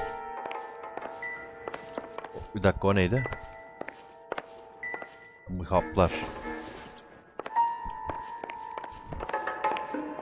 Buraya baktık mı? Evet. Buraya baktık. Çekil şuradan be.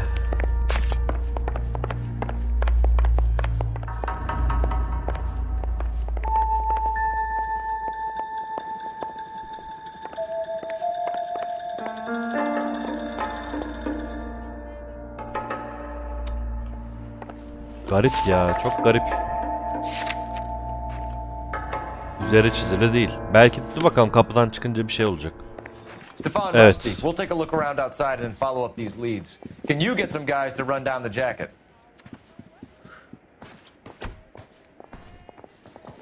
You think Carruthers has called it right? He rarely gets it wrong. I don't know. I'm with Galloway. I've met enough girls in my time who can't handle their dope.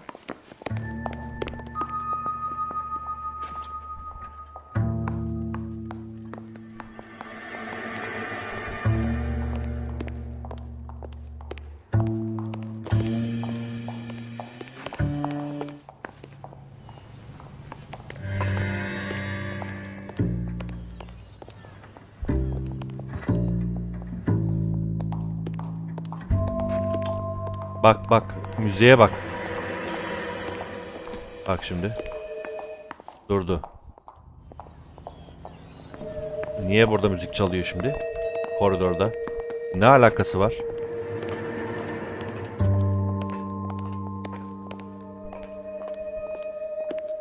Bu bir çeşit Boks'a hiç hoş olmayacak yalnız.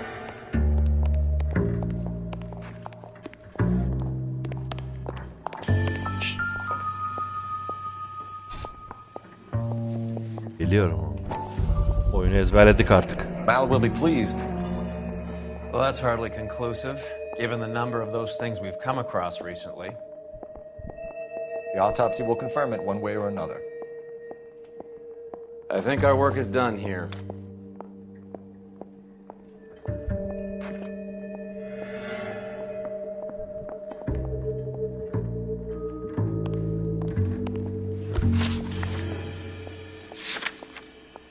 Şimdi oldu.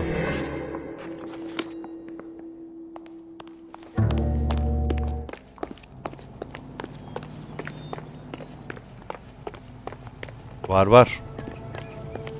O kesinlikle ipucu var müziği o. Ve o kadını soruştururken bile gitmedi. Onun sebebi de onu bulmadığımız içindi işte.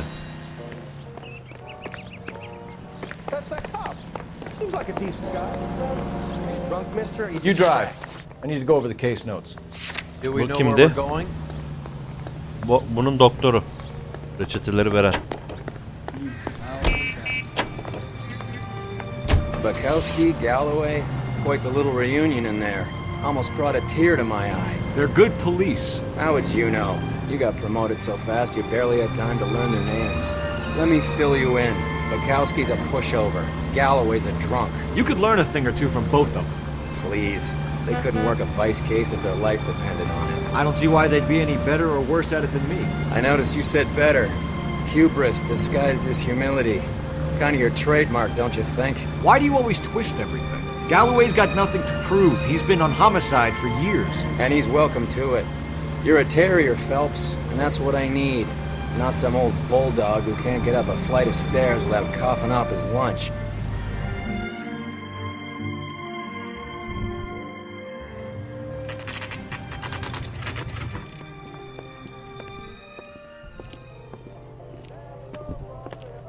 Şimdi bir şeye bakmak istiyorum ben. Şimdi biz oyunu yeniden başlattık ya, davayı daha doğrusu. Bu bize şunu kazandırdı. Diyor ki hizmetçi yaşayan erkek arkadaşı Mr. Henderson'ı gösteriyor diyor. Bu bize eklenmiş oldu. Eğer restart atmasaydım bu ifade olmayacaktı. Bu Henderson kimse onu sorgularken bu ifade muhtemelen işe yarayabilir. Doktor. Stoneman 505. Here, Stoneman, office 505.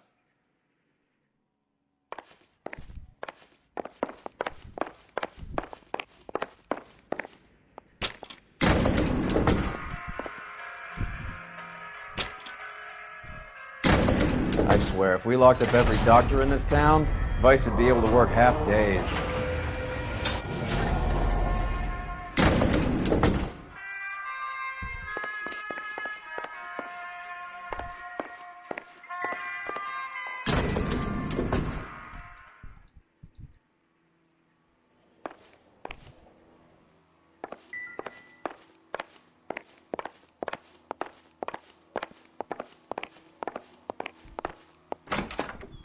Yes, sir, your name?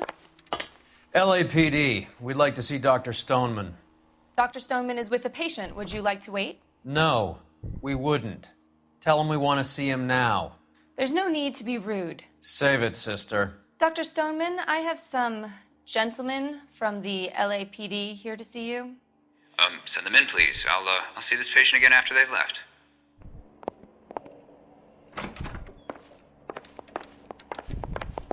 Your investigation is much more important than my sciatica. I'm just in pain here. Sus be. Tabii ki daha önemli be. Adama bak ya. Dr. Stoneman, we are investigating the death of one of your patients, Julia Randall. I'm very sorry to hear that. Do you mind if we ask you some questions about Ms. Randall? Not if it doesn't compromise doctor-patient privilege, Detective. Stoneman, bakalım seninle ilgili nelerimiz var bizim. Yüksek dozumuz var. Tabii ki uyku haplarını sen verdiğin için. Reçete en büyük şey zaten burada, reçetem var. Amfemalin kullanımı reçetesi.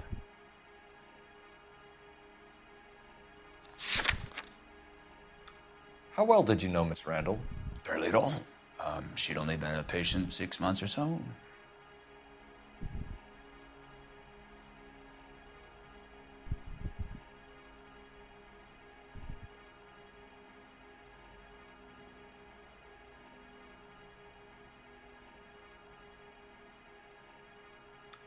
How well did you know Miss Randall? Barely at all. She'd only been a patient 6 months or so.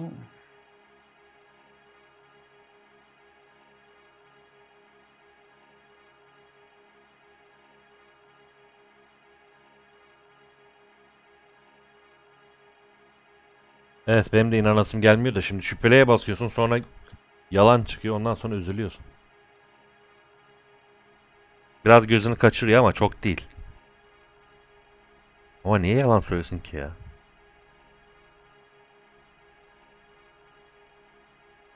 Aleykümselam. Kanıtımız yok işte, sorun orada zaten. Ya şüpheli diyeceğiz ya doğru diyeceğiz. Başka bir üçüncü bir şeyimiz yok. Burada Haziran 46'da diyor. Tarih kaç ki bilmiyoruz ki tarihi.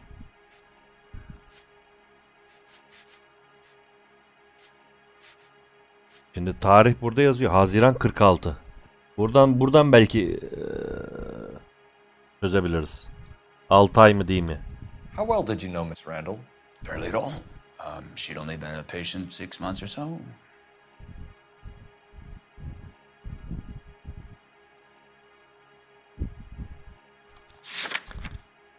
%96. İnsanlar da tereddütte kalmış. Aynı benim gibi. %96 şey puanı var. Doğruya daha yakın sanki ama.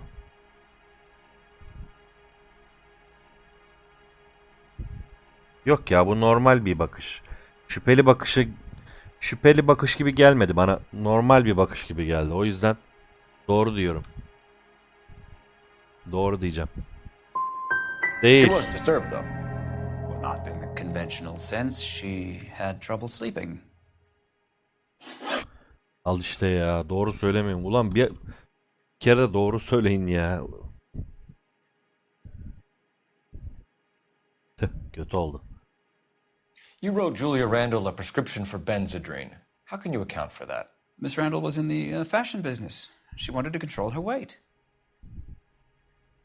Ne? Kilo mu?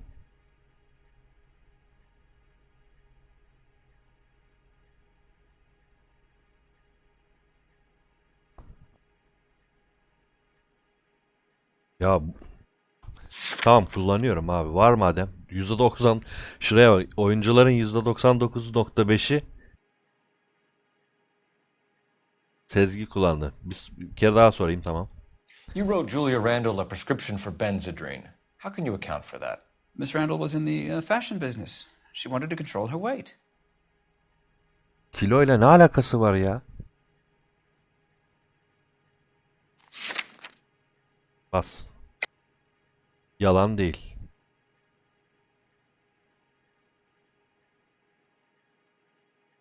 Gözleri çok oynuyor bu sefer. Daha da oynuyor. Az öncekinde mesela biraz oynuyor. Şimdi çok oynuyor fazla. Düşünüyor. Bak. Şüpheli değil mi bu sefer yine?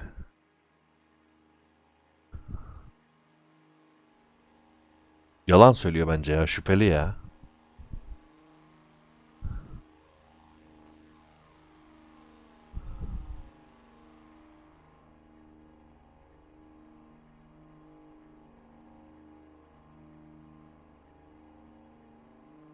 Bak.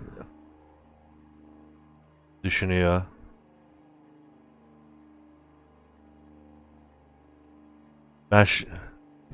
Detective? Tell me, do you often lose focus like this?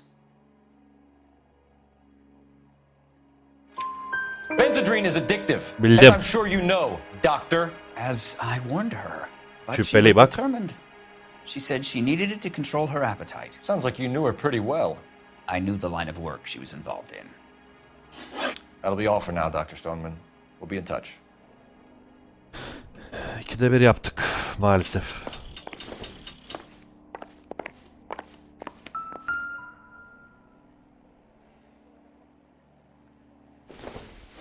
Müzik çalmıyor ama ben yine de bakıyorum bunlar ne diye. Maybe if... No. Evet, ilki neydi acaba?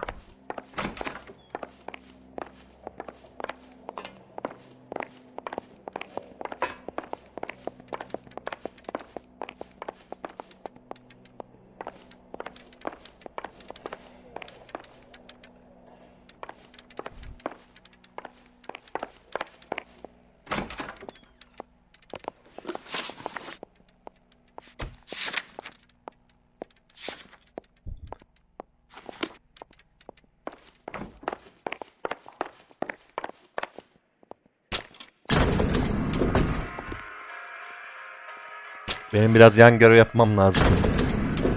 Tecrübe puanı Biriksin ki... Bak işte burada puanları kullanıyorsun işte. Onlar boş değil. Yani bu oyun sana... About what? I don't know. He looked relieved when you said she was dead. That's a strange reaction to have to the death of a young patient. Doğru söylüyorsun. O yan görevleri boşuna koymuyorlar işte. Yapacaksın ki sezgi puanı kazanabilesin. O zaman bu sefer ben sürüyorum. Biraz yan görev çıksın. Have you noticed how Croakers only pull out the physician-patient privilege card when they got some to hide? There are certain things people have a right to keep private. Until it gets in the way of police work. And it's only private when it suits them. A couple of drinks and every doctor I've met will spill your darkest secrets in a heartbeat.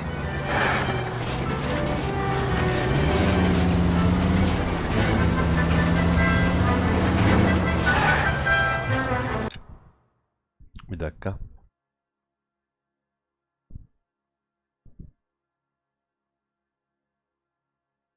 Görünmüyor. Görünüyor mu diye baktım da.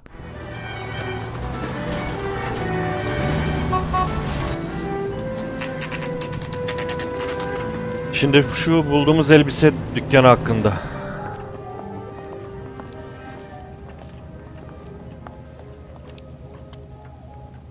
You all seem to be standing around. Shouldn't you be working? Did you read about the jail case in the paper? Well, hello. What can I help you with today? Those poor kids losing LAPD, ma'am. I hope I haven't done anything wrong. No, ma'am. We're making some inquiries about Julia Randall. Does she work here? No, I had to let her go. Is she in some sort of trouble? She was found dead this morning.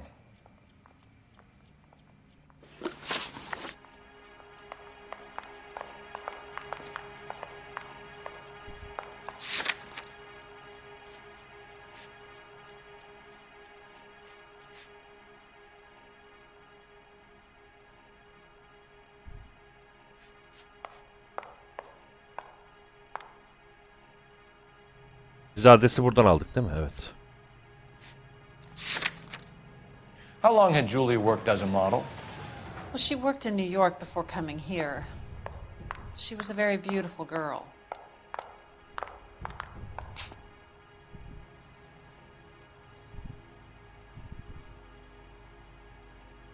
Doğru.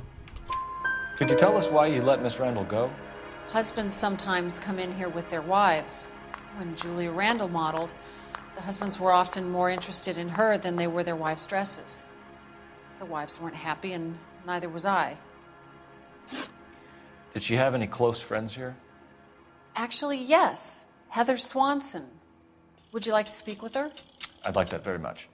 Please don't inform her about Miss Randall's death. Very well, officer. Heather, these gentlemen are from the LAPD. I'm Detective Phelps. This is Detective Earl. I understand that you worked with Julia Randall, Miss Swanson? Yes. Julia helped me get my job here. She's not in any kind of trouble, is she? She's a hellraiser, isn't she? Lives a fast life. Oh, no. Maybe Mrs. Stanley would call her that, but I wouldn't. She's full of life, wonderful company. That's a lovely engagement ring. Do you like it?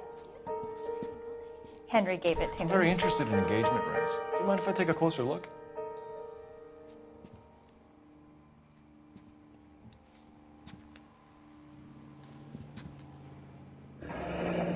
That's some pearl, Miss Swanson. Would have cost Henry a fortune. He must really love you. Pahalı.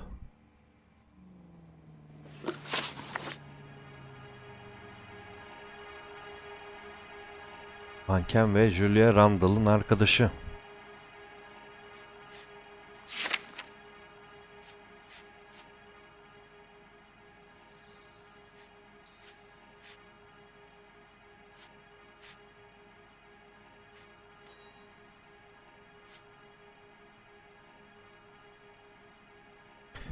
Bir tane erkek arkadaşı olduğunu biliyoruz. How did you meet Julia? I was introduced through my fiancé, Henry Arnett.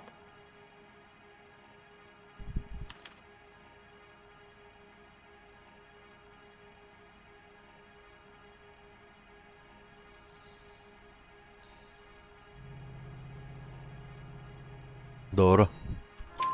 Henry is your beau. Tell us about it. Yes, he is. Henry has a fashion business. He and Julia have been friends for years. Henderson'la Are Miss Randall and Mr. Henderson engaged? Who's he?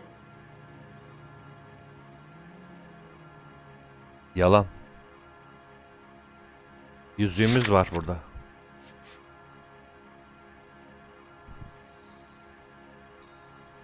Daha doğrusu bu kadının ifadesi var. Kadın bize de söyledi ki Mr. Henderson'la araları iyi dedi. Yanlış mıyım? Hizmetçi bize. Bakışları doğru.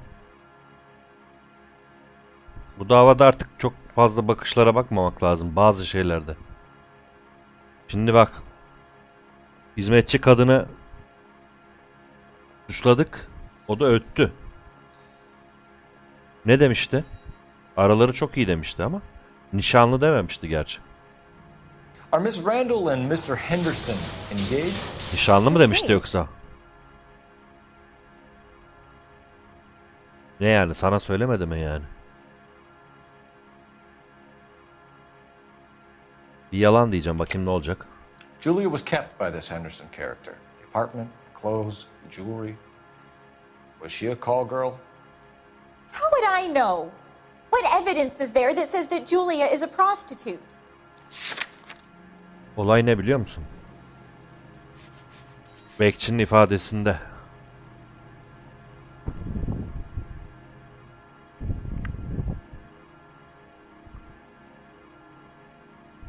İnsanlar zorlanmış mı? Sorry. My mistake. Bilemiyoruz çünkü Sezgi notunu göstermiyor bu bilmediğimiz için.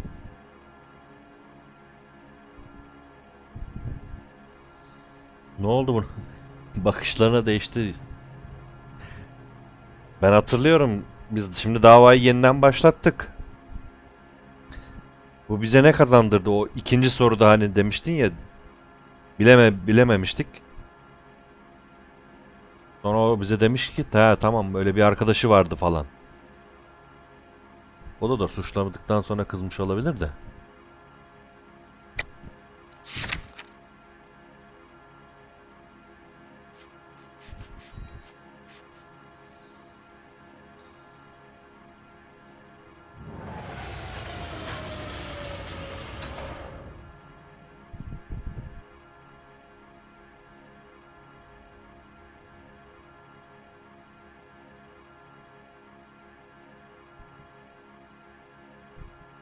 Olur bak bekliyorum. İkinci yükleyişte. Hatta ben de baksam mı yayında? Bir dakika. Dur.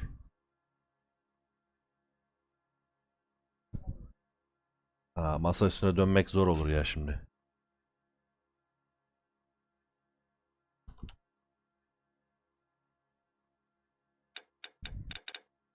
Nasıl yapabiliriz? Dur. Kendi yayınımın tekrarına bakıyor. Kendi yayınımın tekrarına bakıyor.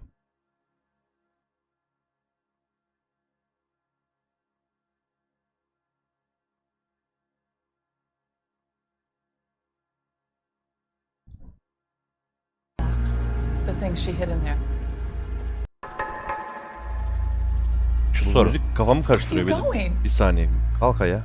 I'm trying, officer. Please come back. Something. Upset. No more than normal. What are you hiding here, Mrs. Reynoldsson? Julia was obviously disturbed about something. I have no idea what you're talking about. You must have seen them in her room. I don't know how she lived. Many friends visit. Bu soru.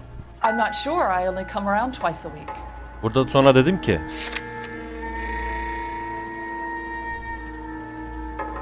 Julia had men stay here. I will not speak ill of. ispat edemezsiniz dedi. Sonra da adamın röpte şambılını gösterdim.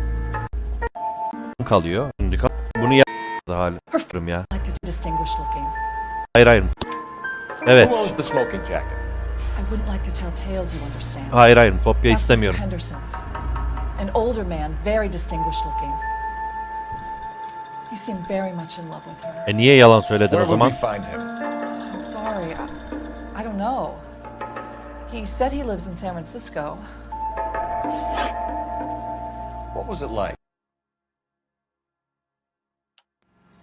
Nişanlı You demiyor. can't stand around here all day looking. Looks like I made a mistake. Nişanlı demiyor. Sevgisi vardı diyor. Are Miss Randall and Mr. Henderson engaged? Nişanlı demiyor, evet. Sevgisi var diyor. O zaman doğru mu diyoruz?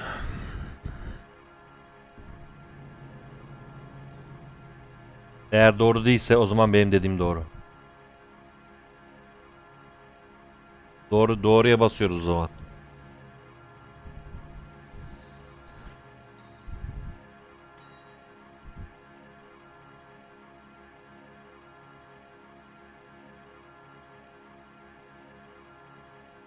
Bir, iki, üç.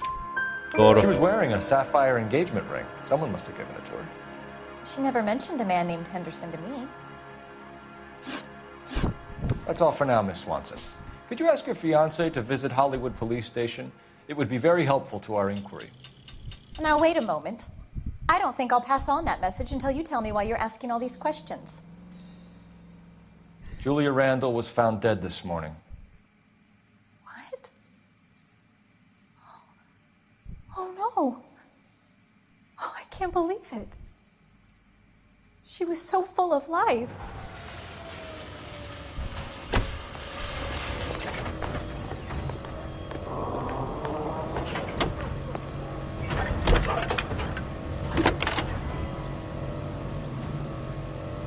Phelps, badge 1247. How can I help, Detective? Messages for me, please. Yes, Detective. The coroner's been asking to speak to you. I can connect the call if you like. Please, thank you. Al? Cole, can you get over here? I just finished the autopsy. Sure thing, Mal. We'll be right over. Bakalım otopside ne çıkacak.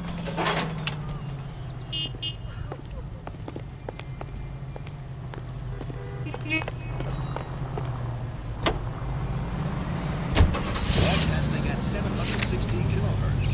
KTI radio.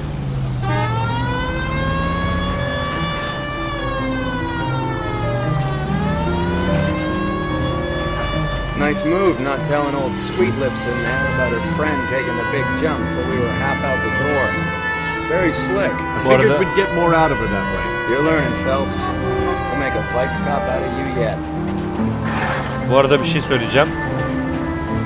Bu adamın sesi bu değil, sonradan seslendirmişler. Ondan eminim.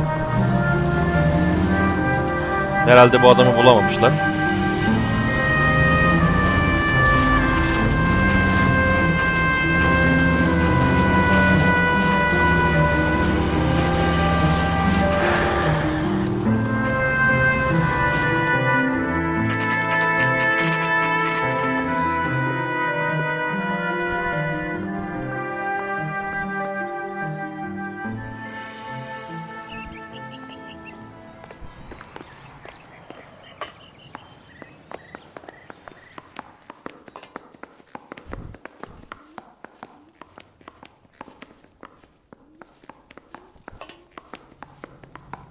Cole, Roy, I have some information for you.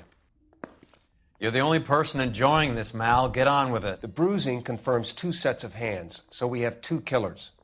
Death was caused by heart failure due to an overdose of morphine. Have you dragged us down here to gloat? We already heard your theory. We agree that she was murdered. Yes, of course. I have something else to show you. All right, Mal, what gives? The dead guy's name is Jimmy LeBlanc, career burglar. He came in this morning. Someone stove his head in with a lump of 2x4. So what? Good riddance. I found 2 cigarettes in his jacket pocket. Wow. Hang on a minute, Roy. We're listening, Mal. No sign of morphine use and no metabolized morphine in his blood. Scratch marks on his face. Which could be from getting his head remodeled. Time of death, Mal. Maybe an hour or 2 after the Randall girl. So you're saying Laughing Boy here could be one of our killers? That's a hell of a long shot. Thanks, Mal. We'll check it out. I found something else.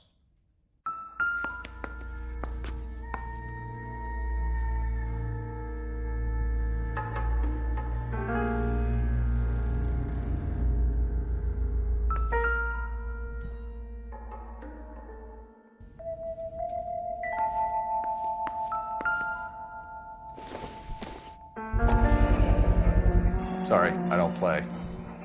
I don't know if it's significant. His wallet was empty. The only other things he was carrying were the harmonica and the morphine.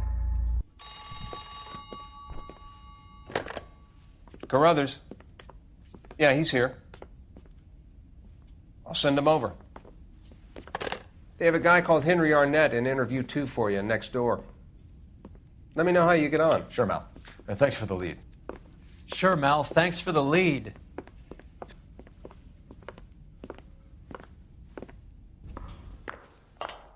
Ötekiler neydi peki?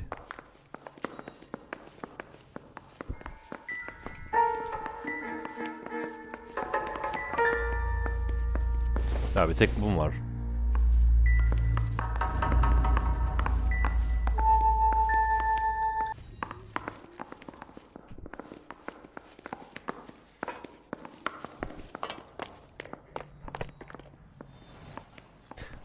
Şurada çok güzel bir kırmızı araba var, ona gideceğim.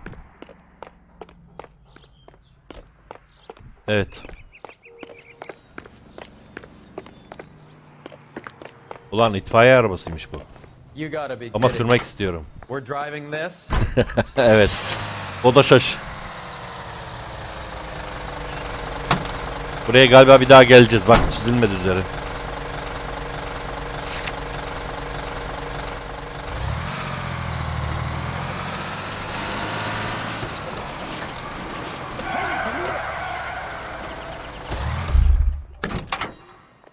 Zaten ikisi de burada. Bunların ikisinin yan yana olduğunu unutmuştum. I think his name is Phelps. I read about him in the paper. Everybody in this town is nuts. Neredeler bunlar? Aşağıda mı? Yoksa sorgu odasında falan mı? Burada biri var, evet. Mr. Arnett, I'm Detective Phelps. This is Detective Earl. Thanks for coming in. Call me Henry. Henry bu. Terrible news about Julia. Kimdi bu adam? Nişanlısı ve Randall'ın arkadaşı. Bu siyah yüzüğü veren adam bu herhalde.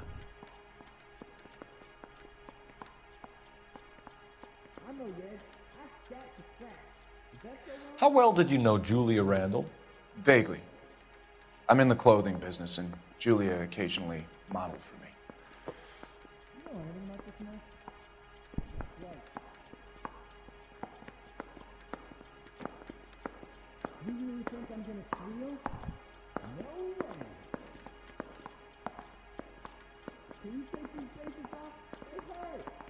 Doğru.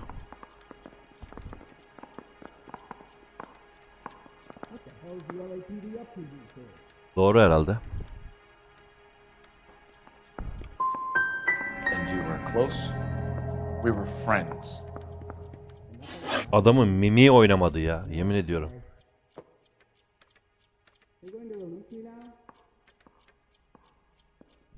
Lan biz salak gibi niye yüzüğü seçmedik ki zaten yani? Yüzüğü seçmemiz lazımdı. Miss Randall's landlady said she was seeing an older man. Could have been. I wasn't privy to all the details of Julia's private life.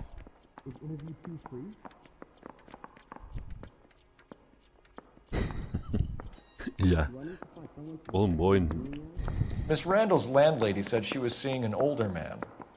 Could have been. I wasn't privy to all the details of Julia's private life. Böyle diyeceğim buna galiba.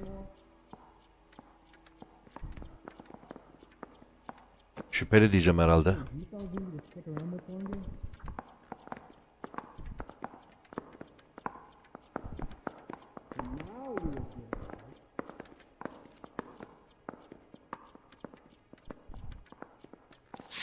Kanıtla ne söyleyeceksin ki?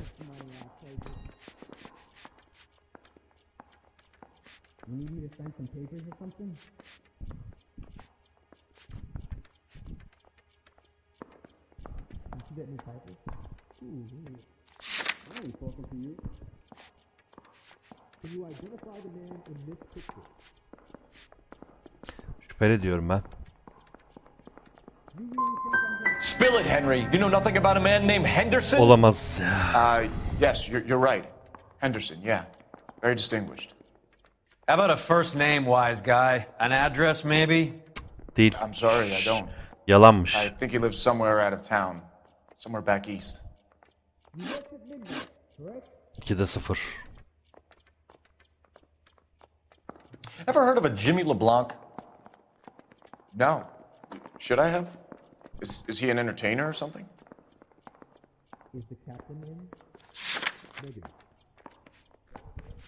O kimdi ya?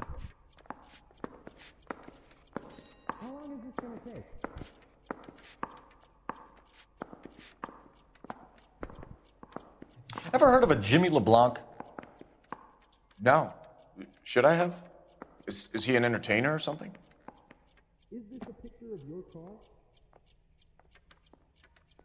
Ya bu düşünüyor da olabilir. Hani gözlerini her gözün kaçırana yalan söyleyemeyiz ki. Düşünüyor da olabilir yani adam şu anda. Burada artık bu noktada mimiklere çok fazla da inanmamak gerekiyor ama.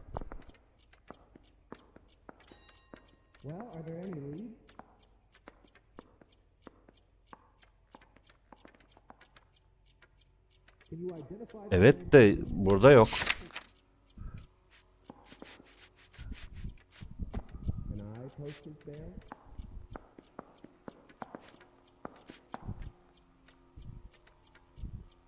Yok yani orada onu seçebileceğim bir şey yok zaten. Yani yalan dersem zaten neyi gösterebilirim ki yani hani. Ya doğru diyebilirim ya şüpheli diyebilirim. Gözlerini kaçırdığına göre şüpheli diyeceğiz şimdi yine. Yine olmayabilir yani. 3'te 0 olabilir. Burada ben çok kararsız kaldım bu sefer sana bırakıyorum. O zaman şüpheli. So you wouldn't have any reason to believe that LeBlanc would be involved in Julie Randall's murder? If this guy is a criminal, he might have been involved. But like I said, I've never heard of this LeBlanc character. Aa doğruymuş lan o. In fashion? That's right. Goddamn captain's making me read some information. Yönetmen mi? Some kind of traveling salesman? Once I got out of the Corps, I used my... You were in the Marines? Sure. I'm proud of it. Fighting 6th. You were in the 6th Marines? Yes. I was a captain. Which company? Various companies. We had a lot of casualties. Which engagements? Okinawa. A couple of other places. That will be all for now, Henry. You've been very helpful.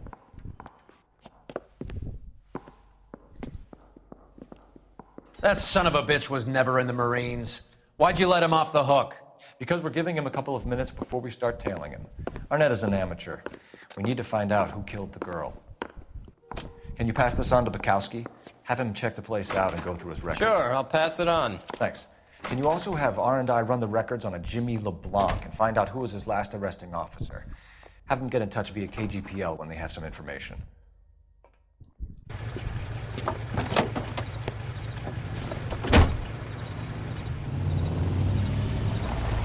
He's in that car at the lights.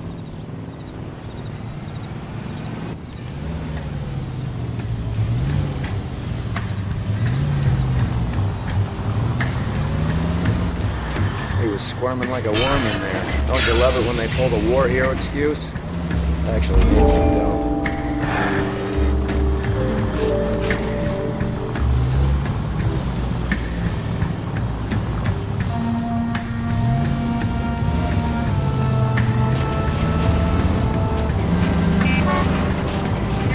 I'd have expected a cad like Arnett to be a better liar.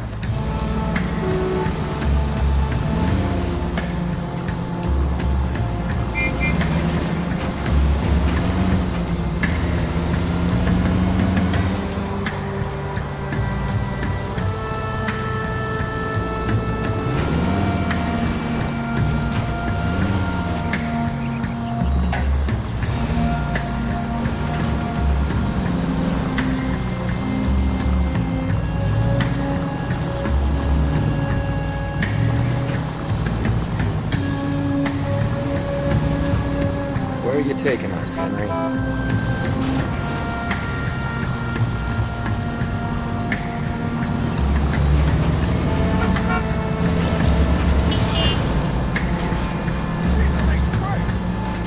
That's it. We're spotted. Back off. Back off.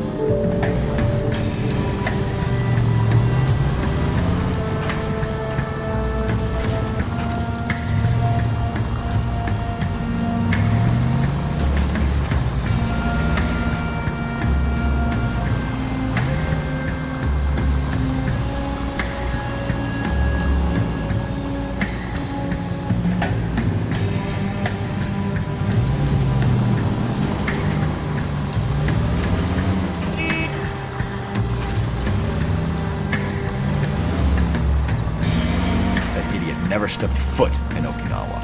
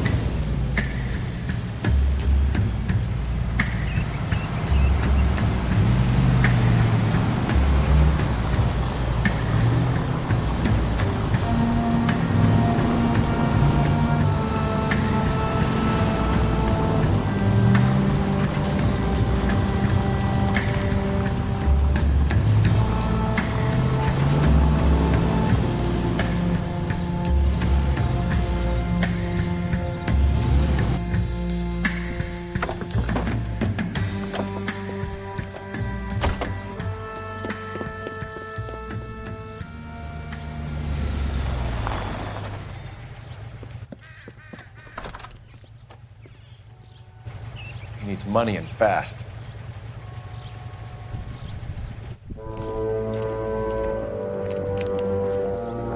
Get in there and find out what he pawned. I'll stick with him, see how he intends to spend the money. Too much slack. Gotta get closer. Hoof it, Phelps. I'll bring the car around when I'm done here.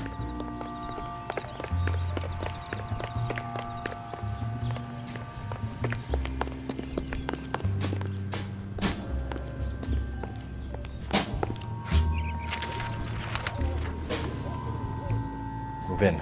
I risk losing the trail.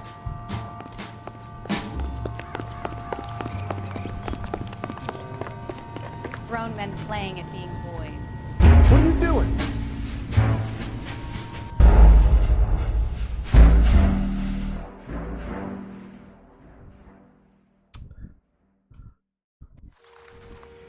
Too much slack. Gotta get closer. Hoof it, Phelps. I'll bring the car around when I'm done here.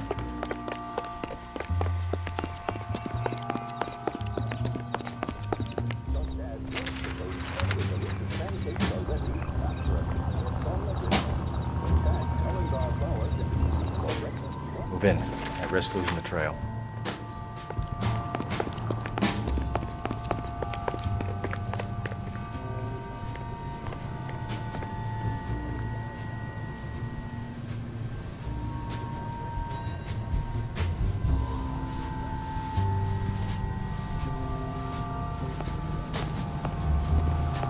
Too much slack.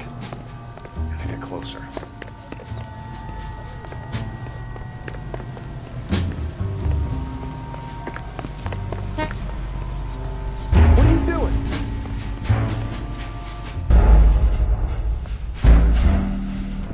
Bir lokmacık görse bile fark ediyormuş. Move in. I risk losing the trail.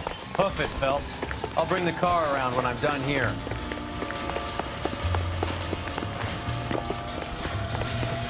Too much slack.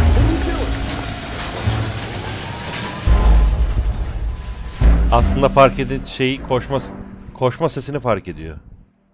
Sahne geçirilmesi hayır.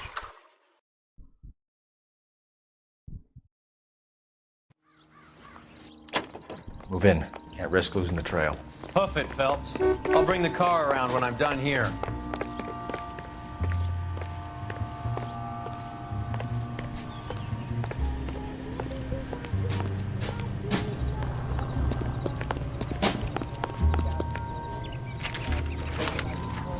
Too much slack.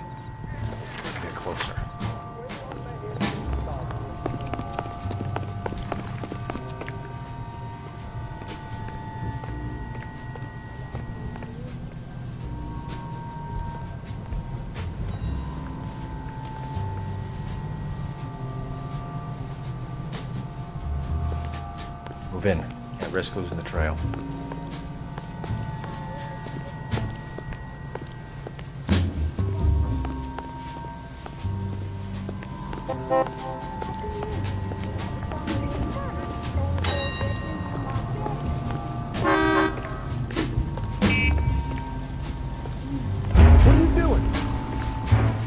Slack.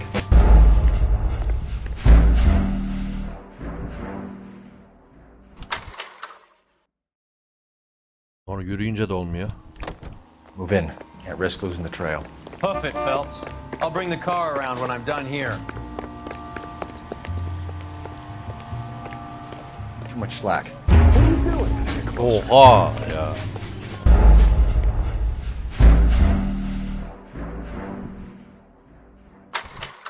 Koşamıyorsun, yürüyemiyorsun. Sıfır, hiç görmemesi gerekiyor. Move in. Can't risk losing the trail. Hoof it, Phelps. I'll bring the car around when I'm done Benim here. korktuğum şey yanıp sönmesi. Yoksa ben uzaktan da takip ederim, hiç sorun değil. Ama yanıp söndüğü için. Mesela şu mesafede takip edebilirim. Bir şey de olmaz herhalde.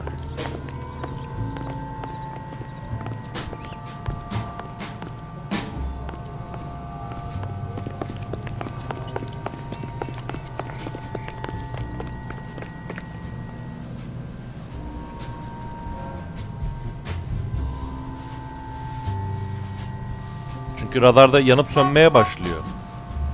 Diyor ki yavaşsın git diyor bak. Bak yaklaş diyor. Yaklaşıyorsun diyor, bu sefer de saklanacak yer yok burada. Nereye saklanacağım, arabanın arkasına falan mı?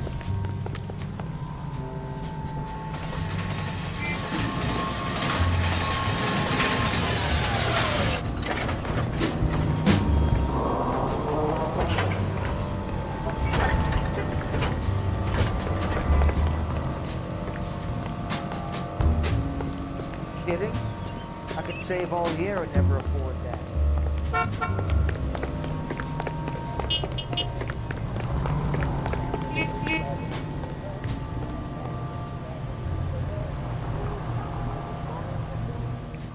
Move in. Can't risk losing the trail.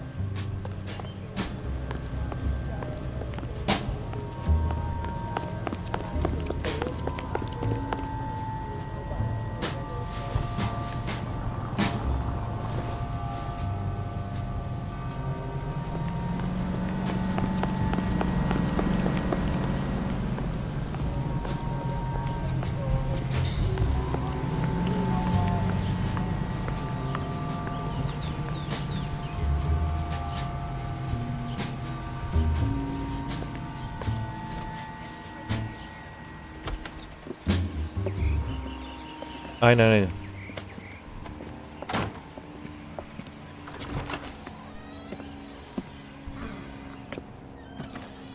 That's right, Mexico City. One-way ticket, please. Next available seat. That would be 1 day from now. Is that okay? It's going to have to be.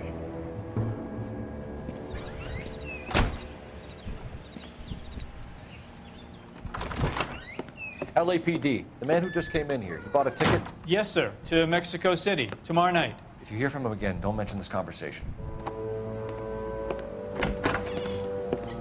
What have you got? He bought a ticket from Mexico City. Tomorrow night. That's good. But this is better. Oh my God. It's Fabergé. Should have seen the look on the pawnbroker's face when I told him to hand it over. The guy who owned the joint thought it was worth at least 10 large for a cigarette case. Arnett only got 600 clams.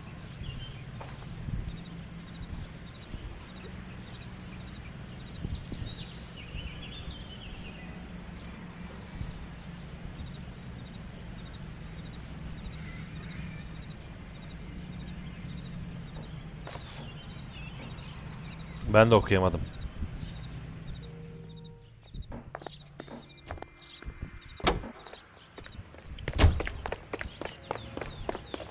That's that cop. Seems like a decent guy.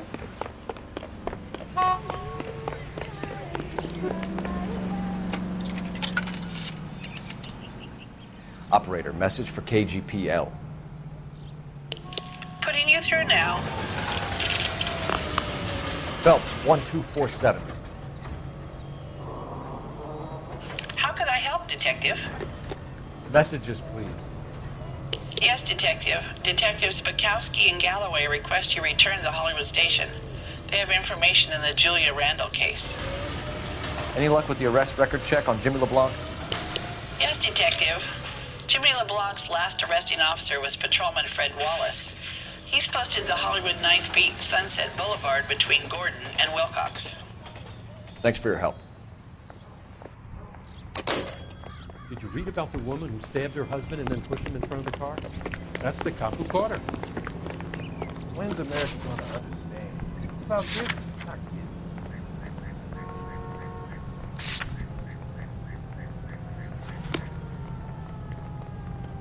You know the way. You can drive.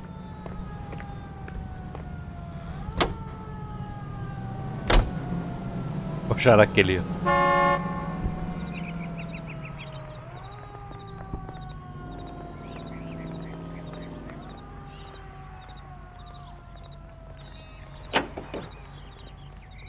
A one-way ticket to Mexico. Old Henry's looking as guilty as a dog next to a pile of dog shit. What's his motive? I can think of a few, but I'd put my money south of the belt. One guy plus two dames always equals problems. And now...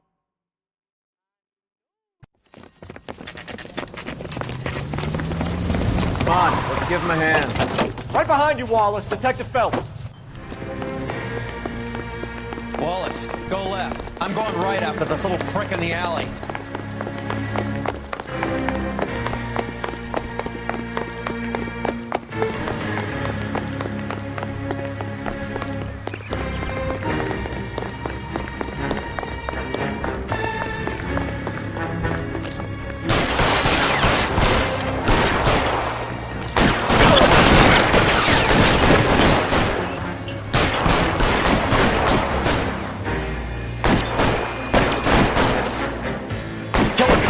It's the electric chair. Step on it.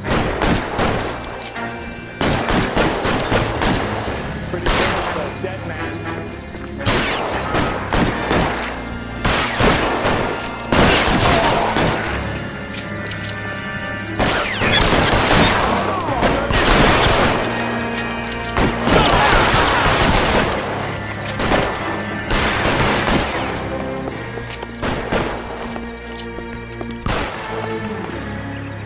I'm wide open here.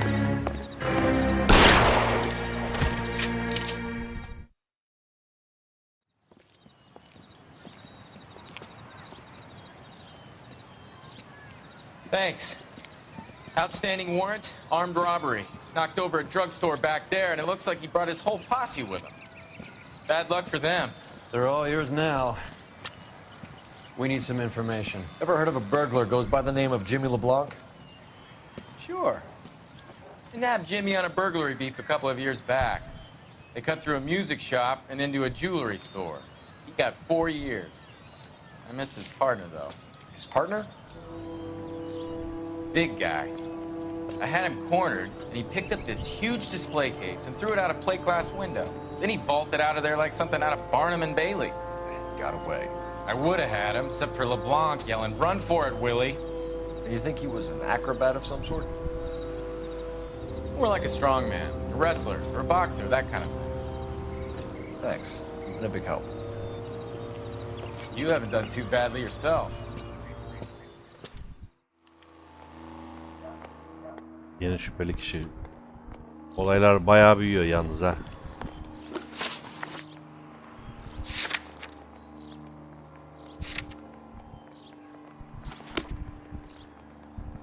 You can drive. Yan görevleri yapmıyorum. Devam et. Artık bu saatten sonra yapmayalım yani. You're suggesting LeBlanc is still working with Willie? A strong man held down Randall while someone administered the morphine. Someone with muscle opened up LeBlanc's skull. Could be.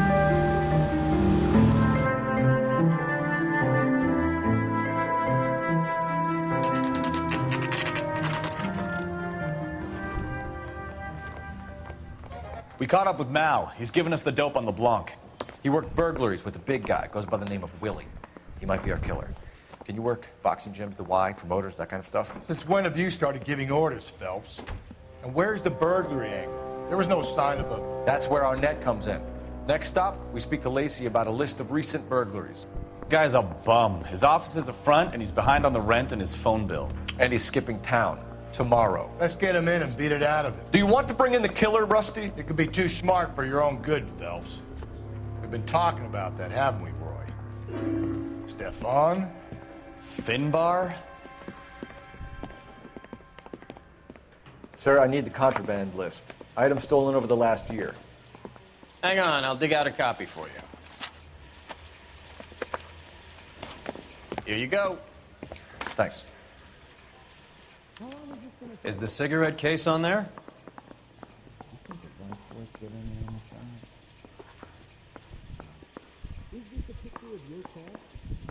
No.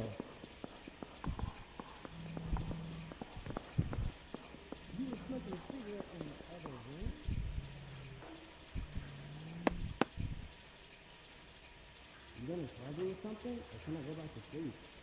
No, sorry. You left it with that, what? No way. Nope. It's here. Arnett must be out of his mind trying to move this while under a murder cloud.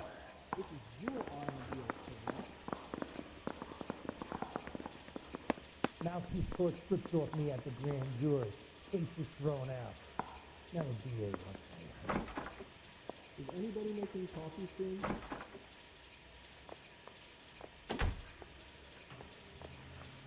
Başka da yok.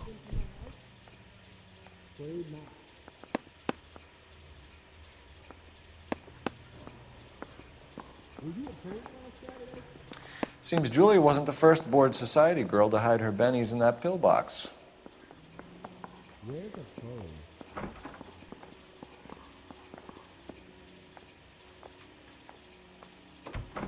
You know anything about this mess? I ain't talking to you. Abi gel Cansın.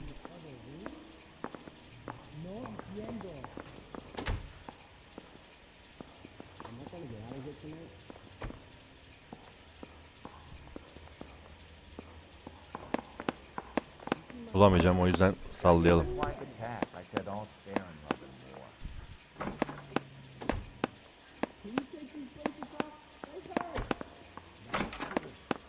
Bu değil.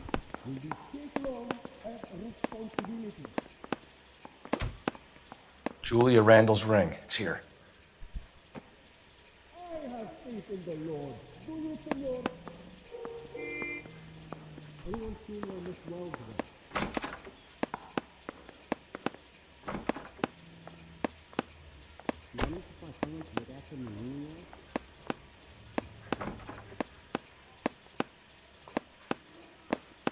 Even the engagement ring was purloined. Arnett is a cad.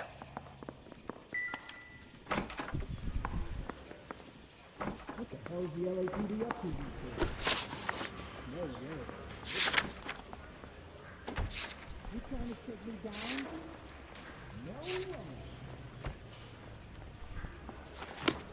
How long is this gonna take? Maybe. Hey, you think those bike boys are on the other side? Can you drive to this one?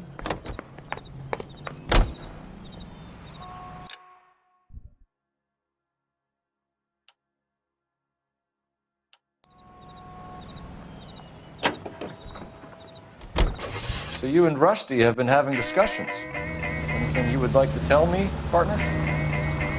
Phelps, don't be so touchy. Rusty had his best ever clearance rate working with you. Even if the cases he worked on can't be discussed. We were just comparing notes. You're a Booneroo case man, Phelps. One of the best I've ever seen. Thanks. You gotta learn to take a compliment, Phelps.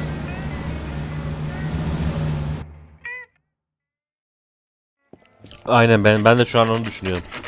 Kafam çok karıştı benim de yani. Çok kişi girdi olayların içine yani. Gerçi biz 2 kişiyi arıyoruz ama. LAPD, ma'am.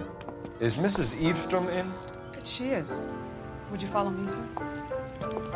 Her yerde de radyo çalıyor be kardeşim. Ha yok, piyanoymuş. I am Mrs. Eastrom. How may I help you? We appear to have recovered some stolen goods that belong to you, ma'am. Yes, of course. That terrible burglary. Would you like something to drink? No, thank you, ma'am. We have some questions, if you don't mind.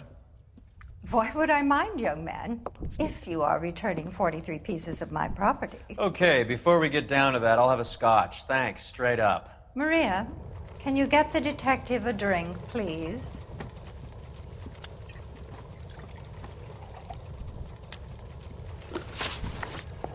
Servetli hırsızlık kurbanı.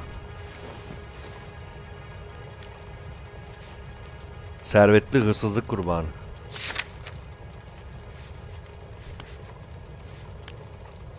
Son bulduklarımızda neler var?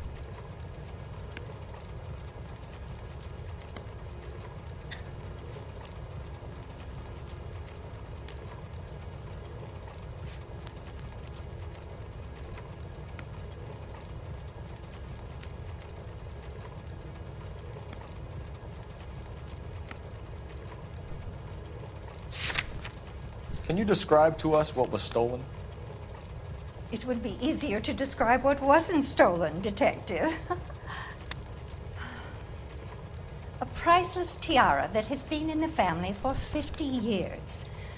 A Fabergé cigarette case that was worth $25,000. Yalan. Why are you lying about the value of your jewelry, Mrs. Eastrom? Who do you think you are, making heinous accusations in my own home? Çünkü burada $10.000 yazıyor. Haksız mıyım? Orada bak $10.000 değerinde diyor. O bana değeriyle ilgili yalan söylüyor.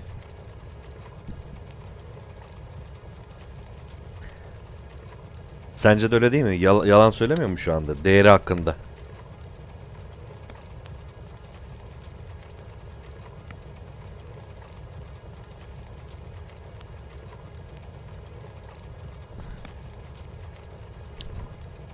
Ben basacağım galiba ya. We Evet. recovered the cigarette case from a pawnbroker. No one knows the real value of an item better than those guys. I inflated its value for the insurance claim. There. Are you satisfied? My daughter's boyfriend was quite taken with the case. I think he was even more disappointed than I was when it was stolen. What can you tell us about the burglary? A terrible night. At least a year ago. But let's not go into that. Let's talk about what you've recovered.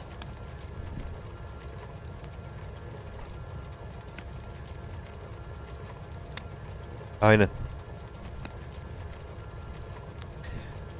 Şimdi burada benim biraz kafam karıştı. Soruyu sorarken çok göz oynadı ama. Bak şimdi. What can you tell us about the burglary? A terrible night. At least a year ago. But let's not go into that. Let's talk about what you've recovered. Lafı da geçiştirdi aynı zamanda. Ne diyebiliriz ki burada?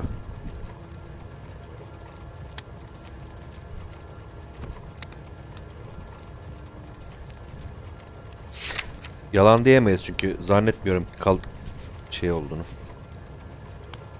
Ya doğru ya şüpheli diyeceğiz.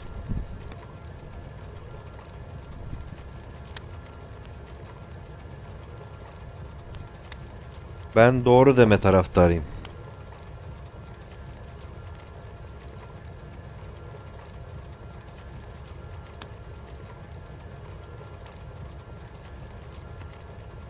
Öyle mi dersin? Peki. Ben de zaten o bak ilk sorarken şöyle bir hareket yapıyor. Şöyle bir hareket yapıyor ya. Bak. Terrible night. Terrible night deyip böyle tavana bakıyor ya. Let's not go into that. Let's talk about what you've recovered. Mimikleri artık öyle çok az böyle yakalıyorsun. Çok az. Şüpheli diyorum. Değil. I get the sense that you're worried about something, Mrs. Eastrom. I have already received the insurance claim, Detective. Is there any way we could keep the return of these items discreet?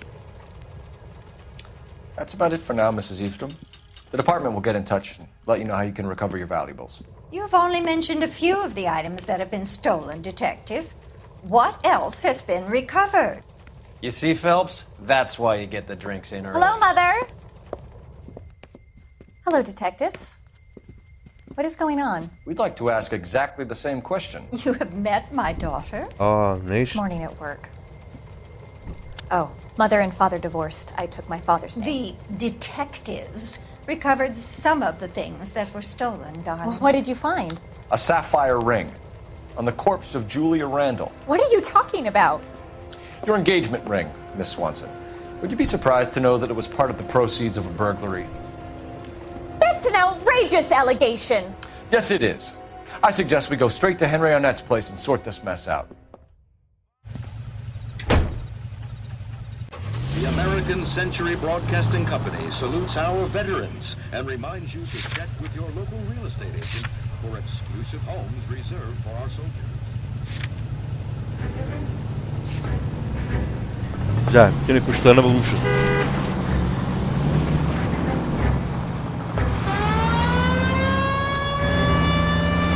We're missing something here. Arnett is obviously arranging the burglaries. That's my fiance you're making scurrilous accusations about.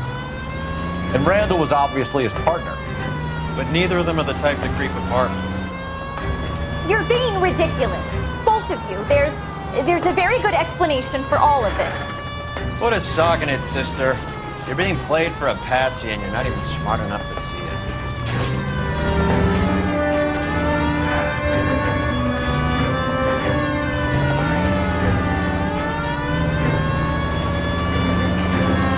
Doğru.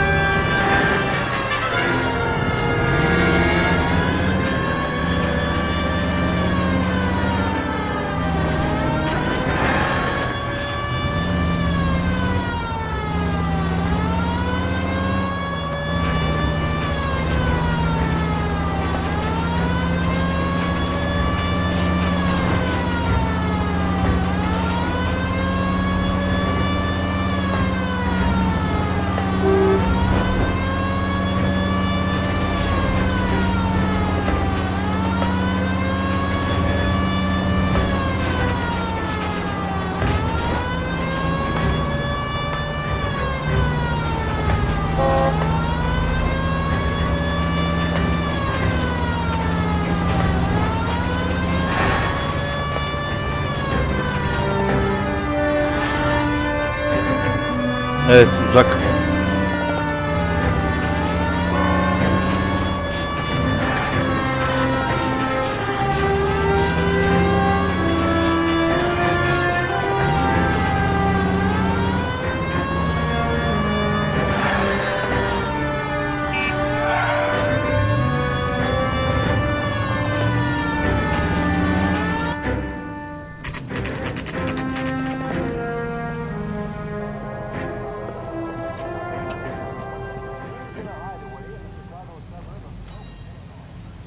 Come on, sister. Let's find out who your fiancé really is.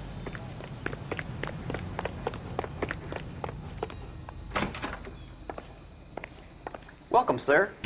I'm sorry, are you a resident? LAPD detectives. We're here to speak to Henry Arnett. Oh, Mr. Arnett? Apartment 30. You can take the lift. Thank you.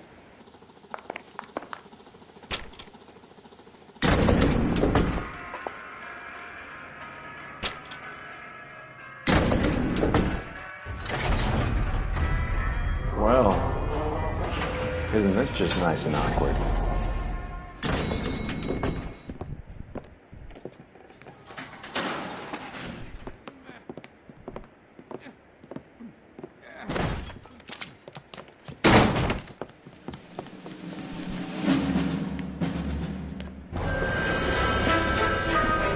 Stop! LAPD! Don't kill him, Cole. This guy's our case. Go on, put your hands in the air.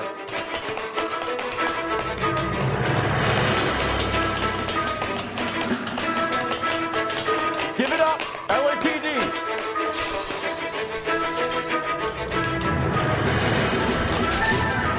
Don't make me chase you!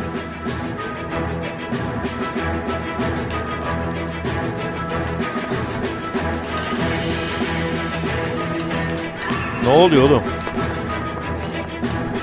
Stop or I will shoot!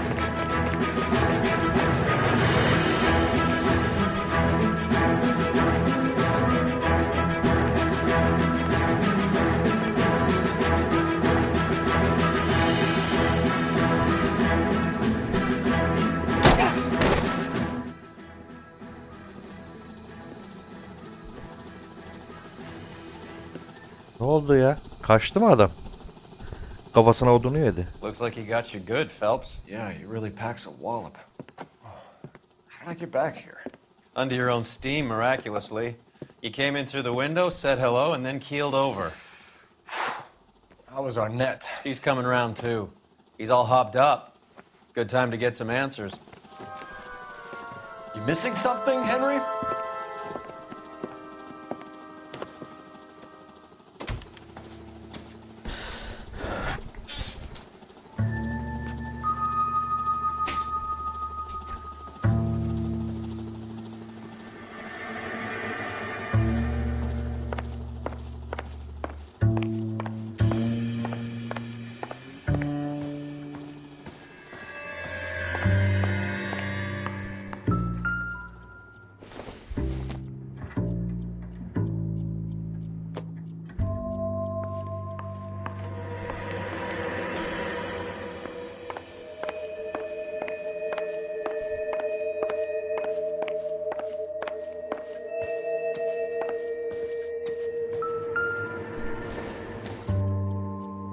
I doubt it.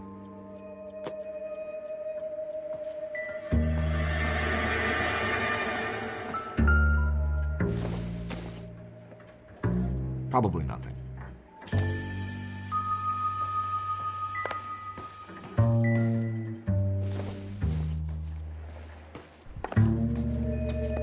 Allah Allah. Pek bir şey yok burada. Benim şapkam orada mı kaldı?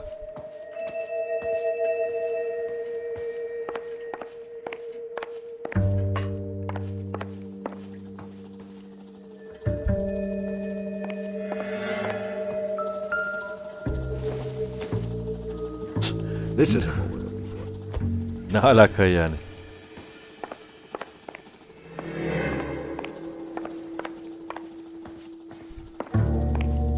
Oğlum hiç bir tane bile bir şey yok ya. Niye? En az bir tane olması lazım yani.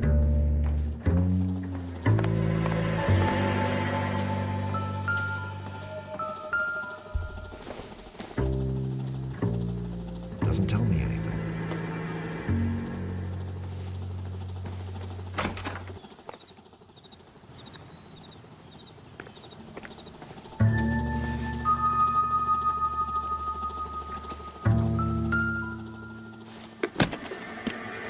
Ha, bavulda her şey çünkü de ondan. İşte bilet burada, Mexico City'ye. You told Heather you're honeymooning without her?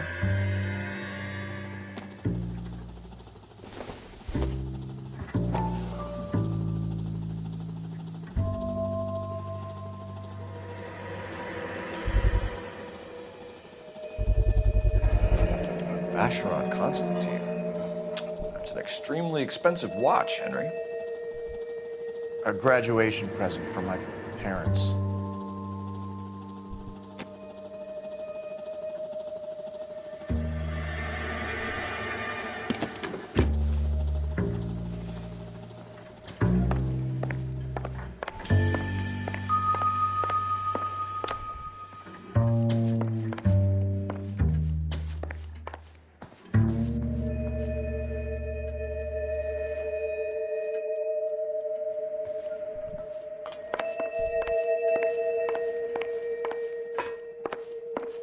Ötekileri de almıyorsa ki. Oraya almıyor. Oraya gidiyor. Bu kadar. I'm at a loss. Get his story. Let's see Henry talk his way out of this with Heather in the room.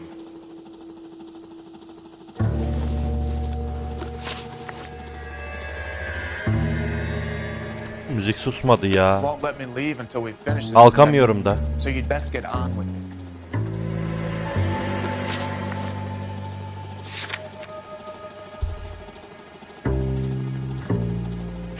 Şöyle bir baştan bakalım.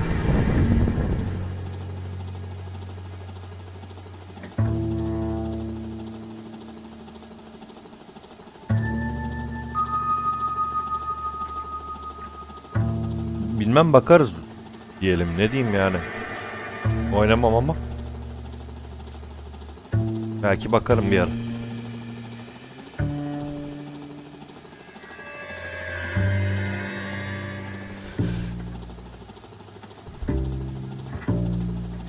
Röpte Şambalı vardı, unutmayalım.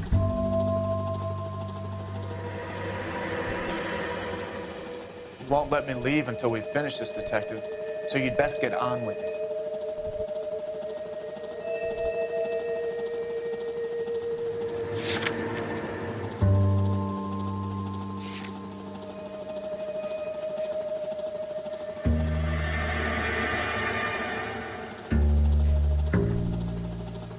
Biletimiz var.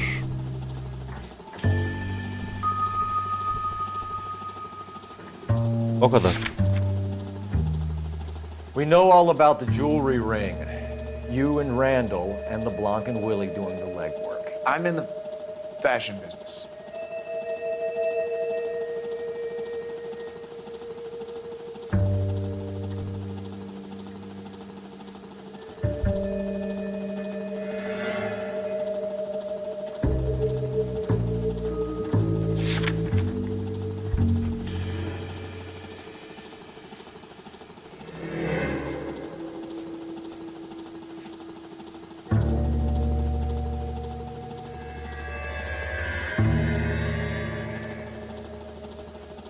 We know all about the jewelry ring. You and Randall and LeBlanc and Willie doing the legwork. I'm in the fashion business.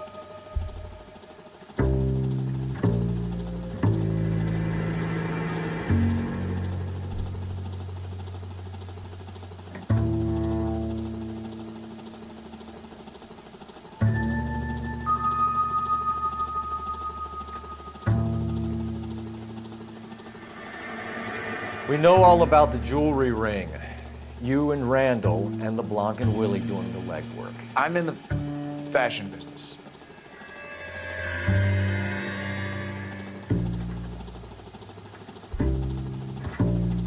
Benim şüpheli diyesim var.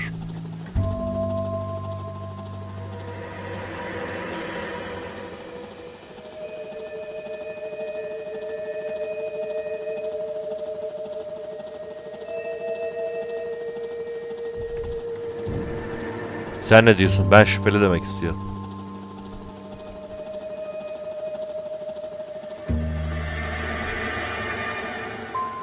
Değil. Miss Swanson might be gullible enough to believe your story, Arnett, but I'm not buying. You're involved in a burglary scam, and so was Julia Randall. I'm a legitimate businessman. I can't speak for Julia. Why did Reed and LeBlanc kill Julia Randall?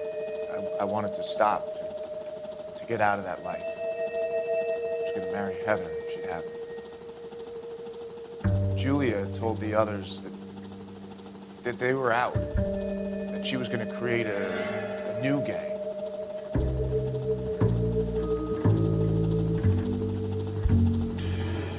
Yine şüpheli diyorum ben. Hayda. You wanted Julia Randall out of your life. Why would he want that? Julia was our friend. Julia was his hump, sweetheart. They were the Bonnie and Clyde of society burglars. He met you and realized he didn't have to steal anymore. He could just mooch from you. He needed Julia out of the way. Julia was insatiable. She didn't care about anyone, not the least me. She was never going to go back to the poverty she came from. I wanted it to stop. Who is Henderson, and what is his involvement? Tell them what you know, Henry. I'll stand by you if you'll only tell the truth. There is no Henderson. Tell me about your first burglary, and don't lie. I can't remember. I don't keep a list of these things.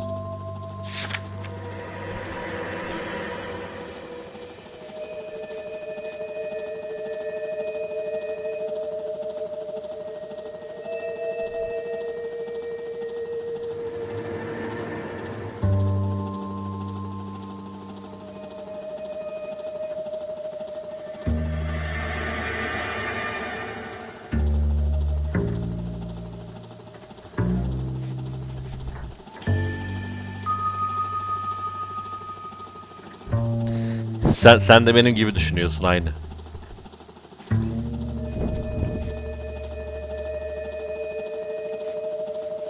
Şimdi Henderson'ın neler var burada?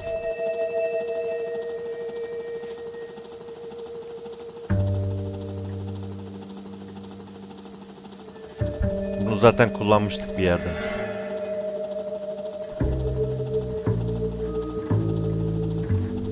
Aleykümselam. Bas gitsin ya. Your first burglary was Bildik. Dr. Harold Stoneman. You want to explain how he is involved, or shall I? Henderson is Stoneman. He was crazy about Julia. She could get him to do whatever she wished. He threw the parties, and we arranged the burglaries. Julia never let him touch her. She just kept him hanging on the promise. Drove the good doctor almost insane. Henry Arnett, you are under arrest for burglary and for the murder of Julia Randall. Henderson is Stoneman, all right? I'm not the guy you want. Go talk to the good doctor. Oh, we will, knucklehead. Meanwhile, we're fitting you for convict stripes. Bakalım. Bu işin sonu nereye varacak şimdi?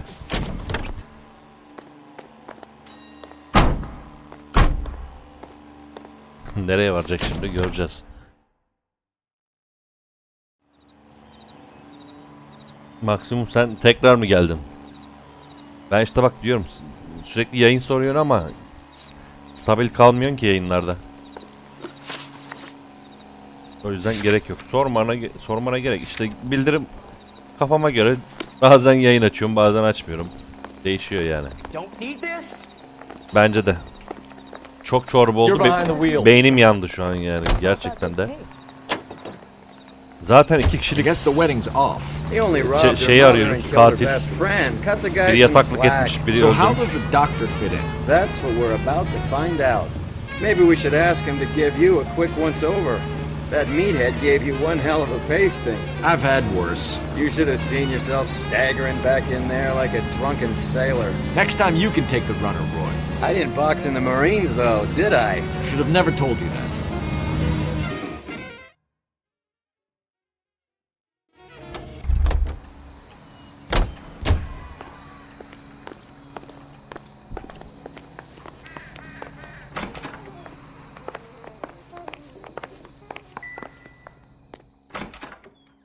Stoneman 505 gelmiştik daha önce değil mi bugün?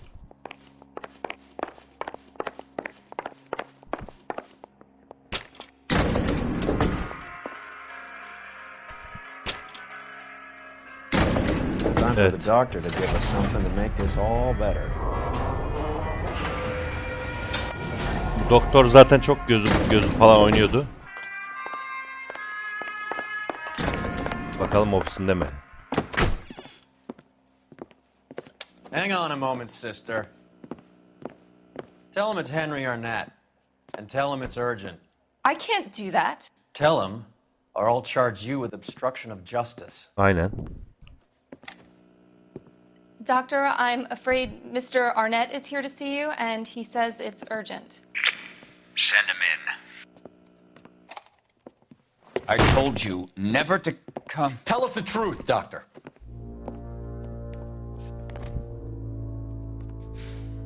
I'm so glad you came. Prison will be better than insanity, and I'm already half insane with grief. You know that I loved her. I ruined my life for her, and yet I still love her. Will you testify in court that Arnett and Randall did these robberies? They organized the robberies. Julie would get the names of the guests attending my wife's parties. Didn't matter how much money I showered upon her, it was never enough. She never really cared for me. Doctor, I'm afraid you're under arrest.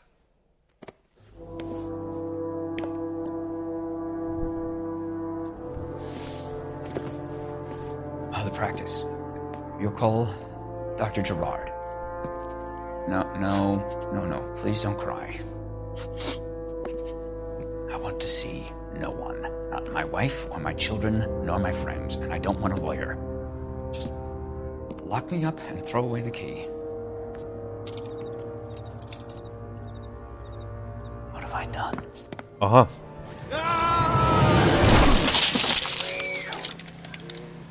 Didn't see that coming. Evet, bu pencereyi boşuna göstermemişti. İlk geldiğimizde pencereyi göstermişti. Ben de niye diyorum. Meğerse atlayacakmış.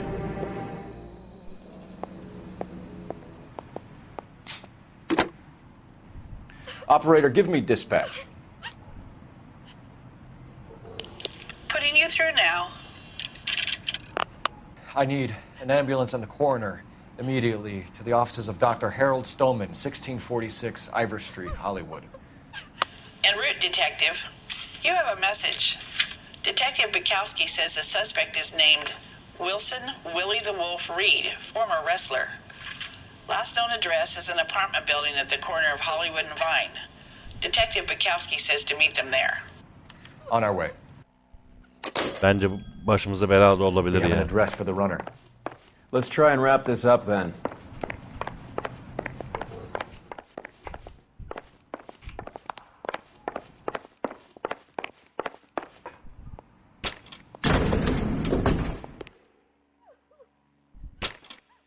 That old boy really fell for that broad. She was incredibly beautiful. Would you throw it all away for a woman? Life has a way of making you pay for your pride. You're quite the romantic, Phelps. Stick with the percentages. Broken hearts are for chumps. You're talking from experience. I certainly am. Oh, I like women as much as the next guy.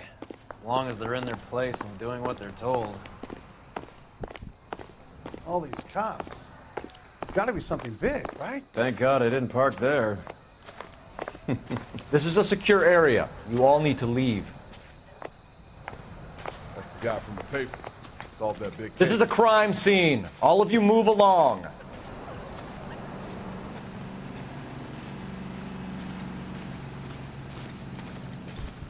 I know that face.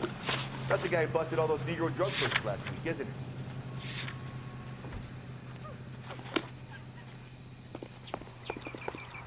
You drive.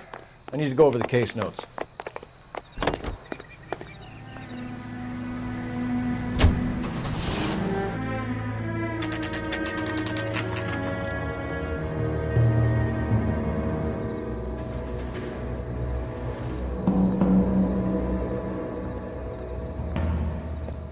He's around here somewhere. A big guy. Neighbors say he always wears basketball shoes and a cream jacket. And get this. The kids around here say he plays the harmonica. Find a game well and have the commander set up a dragnet. We want the area closed off. We'll take this side of the street.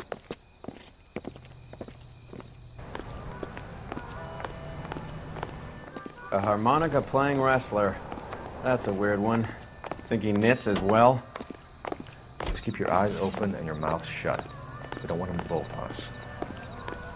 Wait. Pull. You hear that? Duyuyorum. Ona gidiyorum zaten.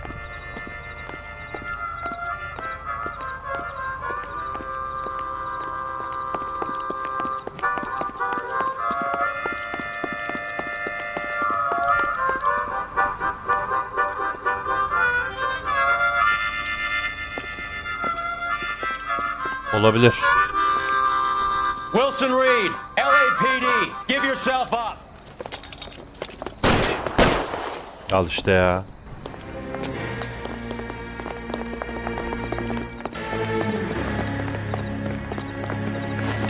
Çekil oğlum, önce ben gideceğim.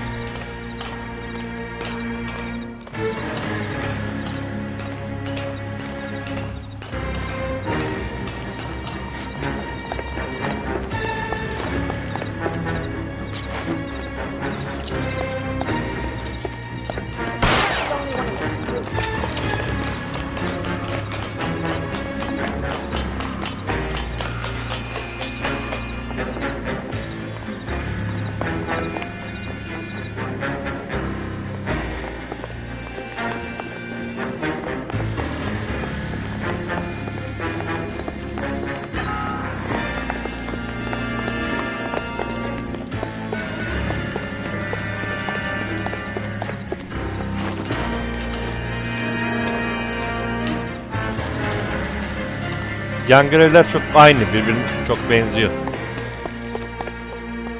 Hold it. He's got to be around here somewhere. No place to go unless he grew wings. There he is. Wait, the son of a bitch.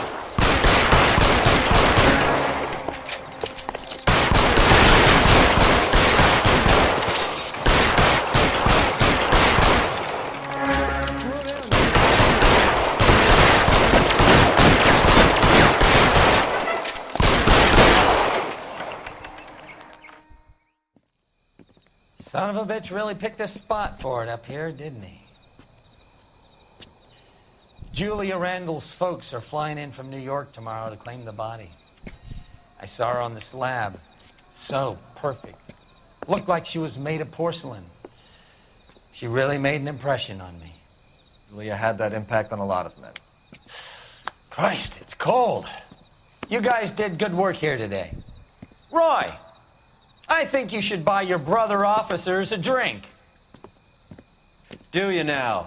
That's very generous of you, Lieutenant.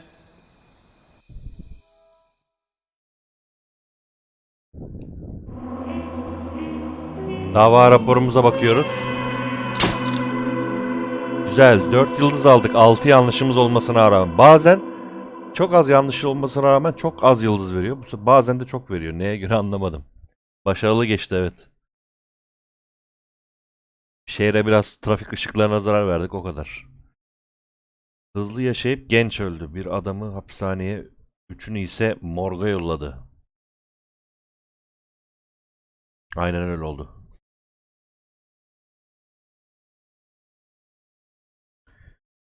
Aynen. Bu DLC göreviydi sanırım, değil mi? Öyleydi. The Naked City DLC göreviydi ve her masada bir DLC oluyordu sanırım.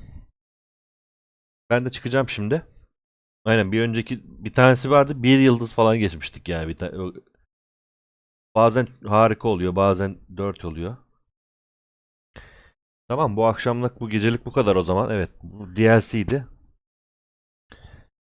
Geldin, teşekkür ederim. Yarın akşam, belki yarın akşam olmazsa ondan sonraki gün gündüz mutlaka devam ederiz. Muhtemelen de final olabilir. Bir ihtimal. Bir ihtimal olmayabilir. Ama ya 1 ya 2 bölüm daha çekeriz en fazla diye düşünüyorum yani. Peki. Bugünlük böyleydi. Geldin, teşekkür ederim. Görüşmek üzere. Hoşça kalın.